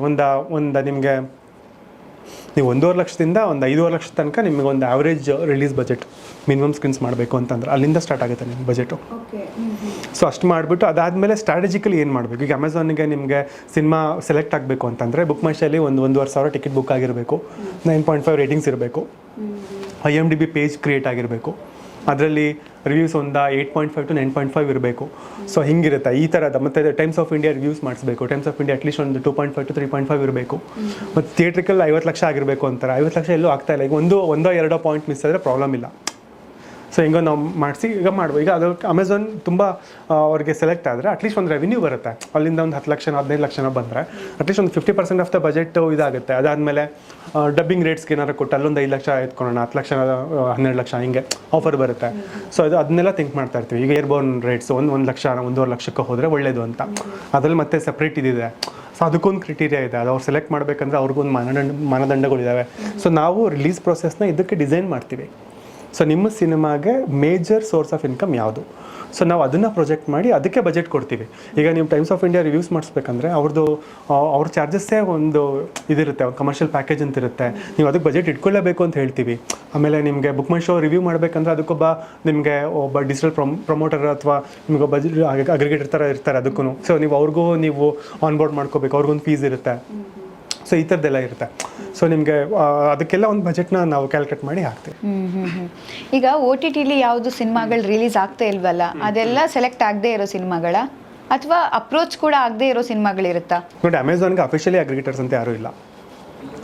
ಬಟ್ ಏನಾಗುತ್ತೆ, ಒಂದು ಏಜೆನ್ಸೀಸ್ ಥರ ಮಾಡಿಕೊಂಡು ವರ್ಕ್ ಮಾಡ್ತಾ ಇದ್ದಾರೆ ಒಂದಷ್ಟು ಜನ, ತುಂಬ ಒಳ್ಳೆ ಕೆಲಸ ಮಾಡ್ತಾ ಇದ್ದಾರೆ. ಸೊ ಅಲ್ಲಿ ಅವ್ರದ್ದು ಒಂದು ರೆಪ್ಯುಟೇಷನ್ ಇರುತ್ತೆ. ಈಗ ಈಗ ನಾನು ಹೇಳಿದ್ನಲ್ಲ, ಡಿಸ್ಟ್ರಿಬ್ಯೂಷನ್ ಕೆಲವೊಂದು ಸತಿ ಏನೂ ವರ್ಕ್ ಆಗಲ್ಲ ಅಂದರೆ ವಾಪಸ್ ಕಳಿಸ್ಬಿಡ್ತೀವಿ. ಈಗ ಅವ್ರು ಇನ್ನೂ ಚೂಸಿ ಇರ್ತಾರೆ. ಫಸ್ಟು ಕ್ರೈಟೀರಿಯಾ ನೋಡ್ತಾರೆ. ಒಂದು 5 ಪಾಯಿಂಟ್ಸ್ ಹೇಳಿದ್ನಲ್ಲ, Book My Show ratings up to the mark ಇದೆಯಾ, ಆಮೇಲೆ BMS rating up to the mark ಇದೆಯಾ, ಟೈಮ್ಸ್ ಆಫ್ ಇಂಡಿಯಾ ರಿವ್ಯೂಸ್ ಏನಿದೆ, ಟ್ರೈಲರ್ ವ್ಯೂ ಅಟ್ಲೀಸ್ಟ್ 1 ಮಿಲಿಯನ್ ಆದರೂ ಆಗಿರಬೇಕು ಅನ್ನೋದಿದೆ, ಇದೆಯಾ ಇಲ್ವಾ ನೋಡ್ತಾರೆ. ಇಲ್ಲಿ 5 ಪಾಯಿಂಟ್ ಇದೆ ಅಂತಂದರೆ ಅಟ್ಲೀಸ್ಟ್ 1 ಇಲ್ಲ ಅಂದರೆ ಬಿಟ್ಬೋಣ. ಇನ್ನು 4 ಪಾಯಿಂಟ್ ಇದ್ದರೆ ನಾವು ಪ್ರೊಸೀಡ್ ಮಾಡ್ಬೋದು, ಪಿಚ್ ಮಾಡ್ಬೋದು. ಮತ್ತೆ ಅದಕ್ಕೊಂದು ಪ್ರೊಸೆಸ್ ಇದೆ ಅಮೆಝಾನಲ್ಲಿ. ಮತ್ತೆ ಅಲ್ಲಿ ಬೇರೆ ಬೇರೆ ಡಿಪಾರ್ಟ್ಮೆಂಟ್ಸ್ ಇರ್ತವೆ. ಯಾವುದೇ ತೊಗೊಳ್ಳಿ, ಝೀ ಅಂತ ತೊಗೊಳ್ಳಿ ಅಥವಾ ಕಲರ್ಸ್ ಇವ್ರದ್ದಿದೆಯಲ್ಲ ಹಾಟ್ಸ್ಟಾರ್ ಅಂತ ತೊಗೊಳ್ಳಿ, ನಿಮ್ಗೆ ಅದೆಲ್ಲ ನೀವು ಚೂಸಿ ಆಗಲೇಬೇಕಾಗುತ್ತೆ. ನೀವು ಸುಮ್ಮನೆ ಎಲ್ಲದನ್ನು ಇದು ಮಾಡಿದ್ರೆ ರಿಜೆಕ್ಟ್ ಆಗ್ತಾ ಹೋಗುತ್ತೆ. ಕಾರ್ಪೊರೇಟಲ್ಲಿ ಹಂಗೆ ಆಗಲ್ಲ. ನೀವು ಅದಕ್ಕೆ ಪ್ರಾಪರಾಗಿ ಒಂದು ಪಿಚ್ ಮಾಡಿ, ಒಂದು ಪಿಚ್ ಡೆಕ್ ಮಾಡಿ, ಅದನ್ನು ಪ್ರೆಸೆಂಟ್ ಮಾಡಿ, ಒಂದು ಮೇಲ್ ಹಾಕಿ, ಅದೊಂದು ಪ್ರೊಸೆಸ್ ಇದೆ. ಅವ್ರು ಕನ್ವಿನ್ಸ್ ಮಾಡ್ಬೇಕು ನಾವು. ಸೊ ಅವರು ಟೈಮ್ ವೇಸ್ಟ್ ಮಾಡಲ್ಲ. ಈಗ ನಿಮಗೆ ವರ್ಕೇ ಆಗಲ್ಲ ಅಂದಾಗ ಅವ್ರು ನಿಮ್ಮನ್ನು ಸೀರಿಯಸ್ ಆಗಿ ತೊಗೊಳಲ್ಲ. ನೀವು ಎಷ್ಟು ನಿಮ್ಮದು ರಿಜೆಕ್ಟ್ ಆಗ್ತಾ ಹೋಗುತ್ತೋ ಅಷ್ಟು ನಿಮಗೆ ಕಡಿಮೆ ವ್ಯಾಲ್ಯೂ. ಸೊ ಹಂಗಾಗಿ ಅವ್ರು ಚೂಸಿ ಆಗ್ತಾರೆ, ನೋಡಿಕೊಂಡು ಇದು ಮಾಡ್ತಾರೆ. ಸೊ ಕಡಿಮೆನೇ ಪಿಚ್ಚಾಗ ತುಂಬ ಕಡಿಮೆ. ನಾನು ಇದು ನೆಕ್ಸ್ಟ್ ಬಿಡಿ OTTಲಿ ಬರುತ್ತೆ ಅಂತ ನಾನು ಅನ್ಕೊಳ್ತಿದ್ದೆ. ಎಲ್ಲ ಸಿನಿಮಾ OTTಲಿ ಬರುತ್ತೆ. OTT ಸೆಲೆಕ್ಟ್ ಆಗೋದು ಒಂದು ತಾಕತ್ತು. ಅದು ಒಂದು ಅದು ಕ್ರೈಟೀರಿಯಾ ಮ್ಯಾಚ್ ಆಗಬೇಕು. ನೋಡಿ ಸ್ಟಾರ್ ಕಾಸ್ಟ್ ಇದೆಯಾ, ಈಸಿ ಅದ್ ಕತೆ ಇಲ್ಲ ಅಂದ್ರೂ ಹೋಗ್ಬಿಡುತ್ತೆ. ಈ ಪಾಯಿಂಟ್ಸ್ನ ಮ್ಯಾಚ್ ಮಾಡ್ಬೇಕು ನಾವು, ಇಲ್ಲ ಅಂದ್ರೆ ಅದು ಬರಲ್ಲ, ಎಲ್ಲೂ ಬರಲ್ಲ. ನೀವು ಯೂಟ್ಯೂಬಲ್ಲಿ ಹಾಕೋಬೇಕಷ್ಟೇ ಅವರೇನೆ. ಕರೆಕ್ಟ್, ಯೂಟ್ಯೂಬ್ ಇದೆಯಲ್ಲ ಫೈನಲ್. ಹೌದು. ಸೊ ನೋಡಿ, ನೀವು ಒರಿಜಿನಲ್ ಕಾಂಟೆಂಟ್ ಓನರ್ ಆದ್ರಷ್ಟೇ ನೀವು ಕಿಂಗು. ನಿಮ್ಮ ಕಾಂಟೆಂಟ್ನ ನೀವು ಯಾರಿಗೋ ಕೊಡ್ತೀರಾ ಅಂತಂದರೆ ನಿಮ್ಮ ಕಾಂಟೆಂಟಿಗೆ ನೀವೇ ಓನರ್ ಅಲ್ಲ. ಈಗ ಯೂಟ್ಯೂಬಲ್ಲೆಲ್ಲ ಒಂದ್ಸತಿ ಅಪ್ಲೋಡ್ ಆದರೆ ಮುಗೀತು. ಅದು IP ಓನರ್ ಯಾರು ಇರ್ತಾನೆ ಅವನೇ ಓನರು. ನಾನು ಪ್ರೊಡ್ಯೂಸರಾಗಿ ನಿಮಗೆ ಕೊಟ್ಟರು ನಾನು ಅದಕ್ಕೆ ಓನರ್ ಆಗಲ್ಲ. ಈಗ ನಾನು ಏನಾದರೂ ಆ ಸಿನಿಮಾ ನನ್ನ ಯೂಟ್ಯೂಬಲ್ಲಿ ಹಾಕ್ಕೊಳ್ತೀನಿ ಅಂದರೆ ನೀವು ಸ್ಟ್ರೈಕ್ ಮಾಡ್ಬೋದು, ಕೇಸ್ ಹಾಕ್ಬೋದು. ಸೊ ಹಾಗಿದೆ ಲೋಕ. ಅದನ್ನೆಲ್ಲ ತಿಳ್ಕೊಬೇಕು ಫಿಲ್ಮ್ ಮೇಕರ್ಸ್ ಆದಮೇಲೆ. ಅದರದ್ದು ನಾಲೆಡ್ಜ್ ಇರಬೇಕು ಅವ್ರಿಗೆ, ಡೀಟೇಲ್ಸ್ ಇರಬೇಕು. ಬಟ್ ಈಗ ನಿಮ್ಮ ಹತ್ರ ನಾನೊಂದು ಪ್ರಶ್ನೆ, ಈಗ ತುಂಬಾ ನಂಗೆ ಕನ್ನಡದಲ್ಲಿ ಈಗಲೂ ಕೂಡ ಔಟ್ಡೇಟೆಡ್ ಕಥೆಗಳು ಬರ್ತಾ ಇದೆ ಅನ್ಸುತ್ತೆ. ಅದೇ ಲವ್ ಸ್ಟೋರಿ, ಅದೇ ಮರ ಸುತ್ತೋದು ಬಿಟ್ಟು ಈಗ ಕೆಫೆ ಸುತ್ತೋದು ಆಗಿದೆ ಅಷ್ಟೇ. ಅದು ಬಿಟ್ರೆ ಅದೇ ಅಪ್ಪ ಅಮ್ಮ. ನಮ್ಗೆ ಅನ್ಸುತ್ತೆ ಈಗ ಯಾವ್ದಾದ್ರು ಒಂದು ಆಕ್ಸಿಡೆಂಟ್ ಸೀನ್ ಆದ್ರೆ ಹಿಂಗೇ ಆಗುತ್ತೆ ಸೀನ್ ಅಂತ ಗೊತ್ತು. ಆಮೇಲೆ ಯಾರೋ ಒಂದು ಪೊಲೀಸ್ ಬಂದ್ರೆ ಹಿಂಗೇ ಕತೆ ಕಟ್ಟುತ್ತೆ ಅಂತಾನೆ ಗೊತ್ತಾಗುತ್ತೆ. ಅಷ್ಟು ಮೂವಿ, ಈಗ ನಾನು ಕಡಿಮೆ ಮೂವಿ ನೋಡೋರ್ಗೆ ಹಂಗ್ ಫೀಲ್ ಆಗುತ್ತೆ. ಪ್ರತಿದಿನ ಮೂವಿಲೇ ಇರೋರ್ಗಂತೂ ಗೊತ್ತೇ ಆಗ್ಬಿಡುತ್ತೆ. ಬಟ್ ಈಗ ನಿಮ್ಗೆ ಅನ್ಸಲ್ವಾ ಈ ಹೊಸತನದ ಕಥೆಗಳು ಬರಬೇಕು ಅಂದ್ರೆ? ಈಗ ನೋಡಿ, ನಾನು ಯಾವುದೋ ಒಂದು ಸಿನಿಮಾ ನೋಡಿದೆ, ಜಸ್ಟ್ ನಮ್ಮ ಐಫೋನ್ ಅಲ್ಲಿ ಬರುವಂತ ವಾಯ್ಸ್ ಮೇಲ್ ಇದೆಯಲ್ಲ, ವಾಯ್ಸ್ ಮೇಲ್ ಅನ್ನು ಇಟ್ಕೊಂಡೆ, ವಾಯ್ಸ್ ಮೆಸೇಜ್ ಅನ್ನು ಇಟ್ಕೊಂಡೆ, ಅಲ್ಲ ಮೇಲ್ ವಾಯ್ಸ್ ರೆಕಾರ್ಡ್ ಆಗುತ್ತೆ ನೋಡಿ, ಅದನ್ನ ಇಟ್ಕೊಂಡೆ ಒಂದು ಮೂವಿ ಬಂದಿದೆ. ಅಷ್ಟು ಅಪ್ಡೇಟ್ ಅದು ಯಾವಾಗ್ಲೂ ಬಂದಿದೆ. ನಾವಿನ್ನ ಅದೇ ಮರ ಸುತ್ತೋದ್ರಲ್ಲೇ ಇದೀವಿ ಅಂತ. ಅಂದ್ರೆ ಇಲ್ಲಿ ಏನಾಗುತ್ತೆ, ಅದೇ ಇನೋವೇಟಿವ್ ಐಡಿಯಾಗಳದ್ದು ಕೊರತೆ ಇದೆ. ಮತ್ತೆ ನಮಗೆ ಅದೇ ಹೇಳಿದ್ನಲ್ಲ, ರೈಟಿಂಗಲ್ಲೇ ಫಸ್ಟ್ ಎಡಬೋದು ನಮ್ಮ ಇಂಡಸ್ಟ್ರಿ ಅವರು. ಫಸ್ಟ್ ಎಡಬೋದೇ ರೈಟಿಂಗಲ್ಲಿ ಏನೋ ಒಂದು. ಮತ್ತೆ ಲೈನ್ಗಳು ಮಾಡಿದಾಗ ಆಲ್ಮೋಸ್ಟ್ ಚೆನ್ನಾಗೇ ಮಾಡ್ಕೊಂಡಿರ್ತಾರೆ ಲೈನ್ನ. ಬಟ್ ಅವ್ರದ್ದು ಪ್ರಾಬ್ಲಮ್ ಏನು ಗೊತ್ತಾ, ನಾನು ಬುಕ್ ಓದಿದೆ, 1-2 ವರ್ಷ ಬುಕ್ ಓದಿದೆ. ಎದ್ರ ಬಗ್ಗೆ ಬುಕ್ ಓದಿದೆ ಅಂದರೆ ಈಜೋಡಿದ್ರ ಬಗ್ಗೆ. ನಾನು ಡೈರೆಕ್ಟಾಗಿ ಬಂದು ನೀರಿಗೆ ಬಿದ್ದೆ ಅಂತ. ಅದು ವರ್ಕ್ ಆಗಲ್ಲ ನಿಮ್ಗೆ. ಚೆನ್ನಾಗಿದೆ, ನಾನು ಬುಕ್ ಓದಿದೆ 2 ವರ್ಷ, ಈಜೋದ್ರ ಬಗ್ಗೆ ಬಂದು ನೀರಿಗೆ ಬಿದ್ದೆ, ಮುಳುಗ್ದೆ. ಯಾಕೋ ವರ್ಕ್ ಆಗಲಿಲ್ಲ. ಇದೇ ಆಗ್ತಾ ಇದೆ ಇಂಡಸ್ಟ್ರಿಯಲ್ಲಿ, ಹಿಂಗೆ ಆಗ್ತಿದೆ. ನಾನು ಮೊದಲಿಂದ ಸಿನಿಮಾ ನೋಡ್ತಾ ಇದ್ದೆ. ನಂಗೆ ತುಂಬ ಸಿನಿಮಾ ಮಾಡೋದು ಇಷ್ಟ ಆಯಿತು. ಬಂದೆ, ಒಂದು ಸಿನಿಮಾಗೆ ಬಂದುಬಿಟ್ಟು ಒಂದು 2-3 ತಿಂಗಳು ವರ್ಕ್ ಮಾಡಿದೆ. ಸಿನಿಮಾ ಪ್ರೊಡ್ಯೂಸರ್ ಸಿಕ್ಕು, ಸಿನಿಮಾ ಮಾಡಿದೆ. ಯಾಕೋ ವರ್ಕ್ ಆಗಲಿಲ್ಲ. ಇದೇ ಪ್ಯಾಟ್ರನ್, ಇದು ಪ್ರಾಬ್ಲಮ್ ಆಗ್ತಾ ಇದೆ. ಇನೋವೇಟಿವ್ ಐಡಿಯಾಸ್ ಬೇಕು ನಿಮಗೆ ಒಂದೀಗ ಹೆಂಗೆ ಅಂದರೆ, ಒಂದು ಒಳ್ಳೆ ಕಾನ್ಸೆಪ್ಟು. ಈಗ ನೀವು ಯಾವುದೇ ಸೂಪರ್ ಹಿಟ್ ಸಿನಿಮಾ ತೊಗೊಂಡ್ರು ಅಲ್ಲೊಂದು ಡಿಸ್ಕಷನ್ ಪ್ಯಾನಲ್ ಅಂತ ಇರುತ್ತೆ, ಸ್ಕ್ರಿಪ್ಟ್ ಡಾಕ್ಟರ್ಸ್ ಅಂತ ಇರ್ತಾರೆ, ಮತ್ತೆ ಸ್ಟ್ರಕ್ಚರಲ್ ಅನಾಲಿಸಿಸ್ ಅಂತ ಇರುತ್ತೆ. ನಿಮಗೆ ಒಂದು ಗ್ಲೋಬಲಿ ವರ್ಕ್ ಮಾಡಬೇಕು ಅಂತಂದರೆ ಅದಕ್ಕೊಂದು ಸ್ಟ್ರಕ್ಚರಲ್ಲಿ ನೀವು ಬಿಲ್ಡ್ ಮಾಡಬೇಕು ಒಂದು ಕಥೆನ, ಸಿನಿಮಾನ. ಪ್ಲಾಟ್ ಪಾಯಿಂಟ್ ಅಂತ ಇರುತ್ತೆ. ಮತ್ತು ನಿಮಗೆ ಒಂದು ಸ್ಕ್ರೀನ್ ಪ್ಲೇ ಟೆಕ್ನಿಕ್ಸ್ ಅಂತ ಬಂದರೆ ಅದರಲ್ಲಿ ಸುಮಾರು ಇದೆ. ನಿಮಗೆ ಕಥೆನ ಹೆಂಗೆ ಹೇಳಬೇಕು, ಕಂಪೋಸಿಷನ್ ಹೆಂಗೆ ಮಾಡಬೇಕು ಅನ್ನೋದು, ಈ ಬೇಸಿಕ್ಸ್ನೇ ತಿಳ್ಕೊಂಡಿರಲ್ಲ ಯಾರು. ಯಾಕಂದರೆ ಅದನ್ನು ಅವನು ಬರೀ ಸ್ಪೆಕ್ಟೇಟರಾಗಿ ಅಷ್ಟೇ ಸಿನಿಮಾ ನೋಡಿರ್ತಾನೆ. ಟೆಕ್ನಿಷಿಯನ್ ಅವನು ಆಗೇ ಇರಲ್ಲ. ಟೆಕ್ನಿಷಿಯನ್ ಆಗಬೇಕು ಅಂತಂದರೆ ಅವ್ನಿಗೊಂದು ಎಕ್ಸ್ಪೀರಿಯನ್ಸ್ ಬೇಕು. ಆ ಎಕ್ಸ್ಪೀರಿಯನ್ಸ್ ಅವ್ನು ತೊಗೊಳೋದೇ ಇಲ್ಲ. ಸೊ ಅವಾಗ ಏನಾಗುತ್ತೆ, ಏನೋ ಒಂದು ಲೈನ್ ಥಾಟ್ ಬಂತು, ಓಕೆ ಮಾಡಿದೆ, ಚೆನ್ನಾಗಿದೆ, ನನಗೆ ಇಷ್ಟ ಆಯಿತು, ನಾನು ಮಾಡಿದೆ. ಪ್ರೊಡ್ಯೂಸರ್ಗೂ ಪಾಪ ಅದು ಗೊತ್ತಿರಲ್ಲ, ಎಷ್ಟೋ ಜನಕ್ಕೆ ಅದು ಜಡ್ಜ್ಮೆಂಟ್ ಸಿಗಲ್ಲ. ಸೊ ಸಿನಿಮಾ ಮಾಡ್ತಾ ವರ್ಕ್ ಆಗಲ್ಲ. ಫಸ್ಟು ಅಲ್ಲಿ ಇನೋವೇಟಿವ್ಲಿ ಥಿಂಕ್ ಮಾಡೋರ್ದು ನಮಗೆ ಕೊರತೆ ಇದೆ. ಮತ್ತು ಅದನ್ನು ಥಿಂಕ್ ಮಾಡಿದ್ರೂ ಕೂಡ ಅದನ್ನು ಎಕ್ಸಿಕ್ಯೂಟ್ ಮಾಡೋದು, ಕ್ರಾಫ್ಟ್ಮನ್ಶಿಪ್ ಇದೆಯಲ್ಲ, ಅದು ತುಂಬ ಕಷ್ಟ. ಅದನ್ನು ಹ್ಯಾಂಡಲ್ ಮಾಡೋದು ತುಂಬ ಕಷ್ಟ. ಈಜೊಡದೆ ಕಲಿಬೇಕು. ಸಿನಿಮಾ ಮಾಡೇ ಕಲಿಬೇಕು.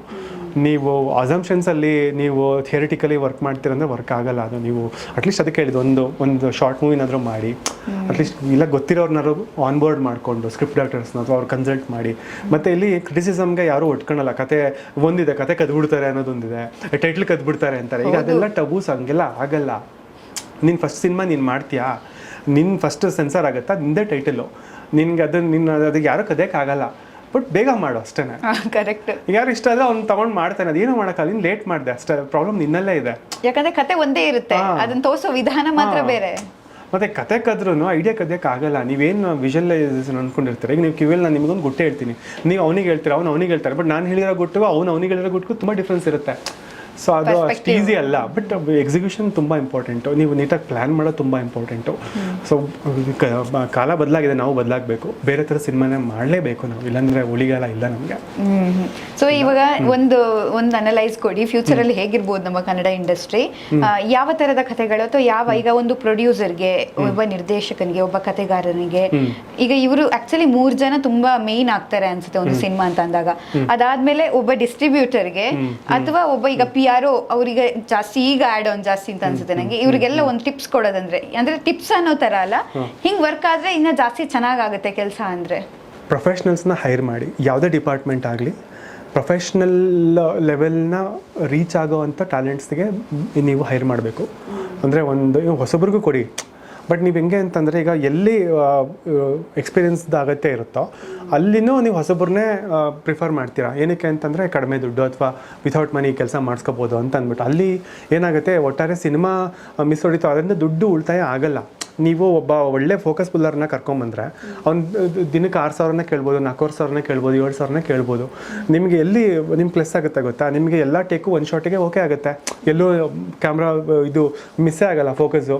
ಹಾಗೆ ಪ್ರತಿಯೊಂದಂಥದ್ದಲ್ಲಿ ಒಬ್ಬ ಒಳ್ಳೆ ಆ್ಯಕ್ಟರ್ನ ಹೈರ್ ಮಾಡಿ ನೀವು ಅವನು ನಿಮಗೆ ಈಗ ಬೇರೆ ಯಾರೋ ಒಬ್ಬ ಅನ್ಪ್ರೊಫೆಷ್ನಲ್ ಆ್ಯಕ್ಟರ್ ಅಂತ ಕರ್ಕೊಂಬಂದು ಅವನು 20 ಟೇಕು 15 ಟೇಕು ತೊಗೊಳ್ತಾ ಹೋಗ್ತಾನೆ ಅಂದರೆ ನಿಮಗೆ 1 ದಿನದವರೆಗೂ 3 ದಿನ ಆಗುತ್ತೆ, ಅಥವಾ 2 ದಿನದವರೆಗೂ 5 ದಿನ ಆಗುತ್ತೆ.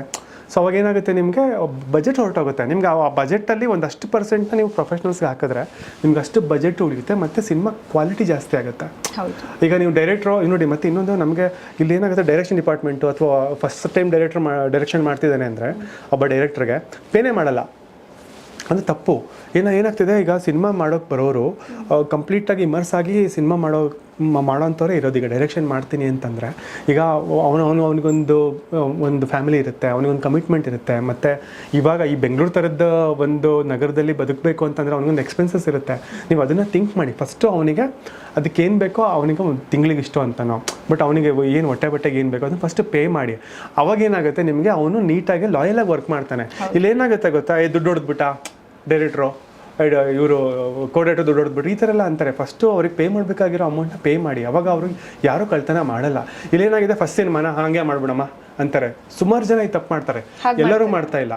ಬಟ್ ಕೆಲವರು ಅಂದರೆ ಮೇಜರ್ ಅಲ್ಲೇ ಮಿಸ್ ಹೊಡಿತಾ ಇರೋದು. ಅವನೇನು ಮಾಡ್ತಾನೆ, ಈಗ ಅವ್ನ ಜೀವನಕ್ಕೆ ಏನು ಮಾಡಬೇಕು ಅವನು, ಸೊ ಅವನಿಗೆ ಫೋಕಸ್ ಕಳ್ಕೊತಾನೆ. ಅವನಿಗೆ ಫಸ್ಟು ನೋಡಿ, ನಿಮಗೆ ಎಕನಾಮಿಕಲಿ ನೀವು ಕರೆಕ್ಟಾಗಿದ್ದೀರಾ ಅಂದರೆ ಮಾತ್ರ ನಿಮ್ಮ ಮೈಂಡು ಸ್ಟೇಬಲ್ ಆಗಿರುತ್ತೆ. ಇಲ್ಲಾಂದರೆ ಅವ್ನಿಗೆ ಬರೀ ಅದೇ ಓಡ್ತಾರೆ, ಕ್ರಿಯೇಟಿವಿಟಿ ಸತ್ತೋಗುತ್ತೆ. ಈಗ ಅವ್ನಿಗೆ ಕತೆ ಬರೆಯೋಕ್ಕೆ ಕುತ್ಕೊಂಡು ನಾವು ಒಂದಷ್ಟು ಜನ ಒಳ್ಳೆ ರೈಟರ್ಸ್ನ ಕೊಡಿ ಅವನಿಗೆ. ಅವನದು ಏನಿದೆ ಐಡಿಯಾಲಜಿ ಅದನ್ನು ಎನ್ಹಾನ್ಸ್ ಮಾಡ್ತಾರೆ. ಇನ್ನೂ ನೆಕ್ಸ್ಟ್ ಲೆವೆಲ್ ಬರುತ್ತೆ ಸಿನಿಮಾ ಸ್ಕ್ರಿಪ್ಟು. ಮತ್ತು ಒಬ್ಬ ಒಳ್ಳೆ ಕೋಡೇಟರ್ನ ಹೈರ್ ಮಾಡಿ, ಒಬ್ಬ ಒಳ್ಳೆ ಕ್ಯಾಮ್ರಾಮ್ಯಾನ್ನ ಹೈರ್ ಮಾಡಿ. ಅವಾಗ ಅವ್ನು ನಿಮಗೆ ಟೈಮು ಬಜೆಟ್ ಎಲ್ಲ ಉಳಿಸ್ತಾನೆ. ಒಬ್ಬ ಒಳ್ಳೆ ಸೆಟ್ ಡಿಸೈನರ್ನ ನೀವು ಹೈರ್ ಮಾಡಿ, ಪ್ರೊಡಕ್ಷನ್ ಡಿಸೈನರ್ ಅಂತ ಹೇಳ್ತೀವಿ.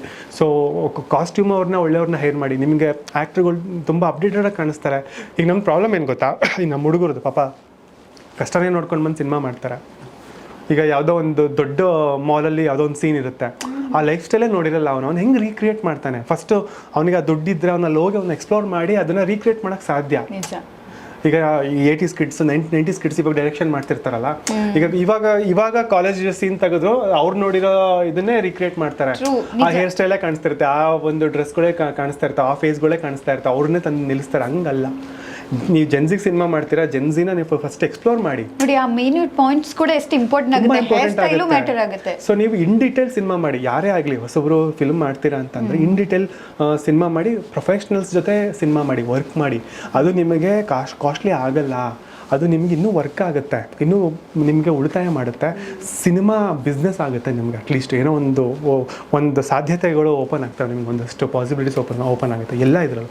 ಸೊ ಇದನ್ನು ನಾನು ಹೇಳೋದು, ಪ್ರೊಫೆಷ್ನಲ್ ಆಗಬೇಕು, ಪ್ರೊಫೆಷ್ನಲ್ ಫಿಲ್ಮ್ ಮೇಕಿಂಗ್ ಆಗಬೇಕು. ಅವಾಗ ನಮಗೆ ಇಂಡಸ್ಟ್ರಿಗೂ ಒಳ್ಳೆಯದು, ಸಿನಿಮಾ ಮಾಡೋರ್ಗೂ ಒಳ್ಳೆಯದು. ಎಸ್, ಇನ್ನು ಫ್ಯೂಚರಲ್ಲಿ ಬಾಗೂರು ಟಾಕೀಸ್ ಪ್ರೊಡಕ್ಷನ್ ಹೌಸ್ ಆಗುತ್ತಾ?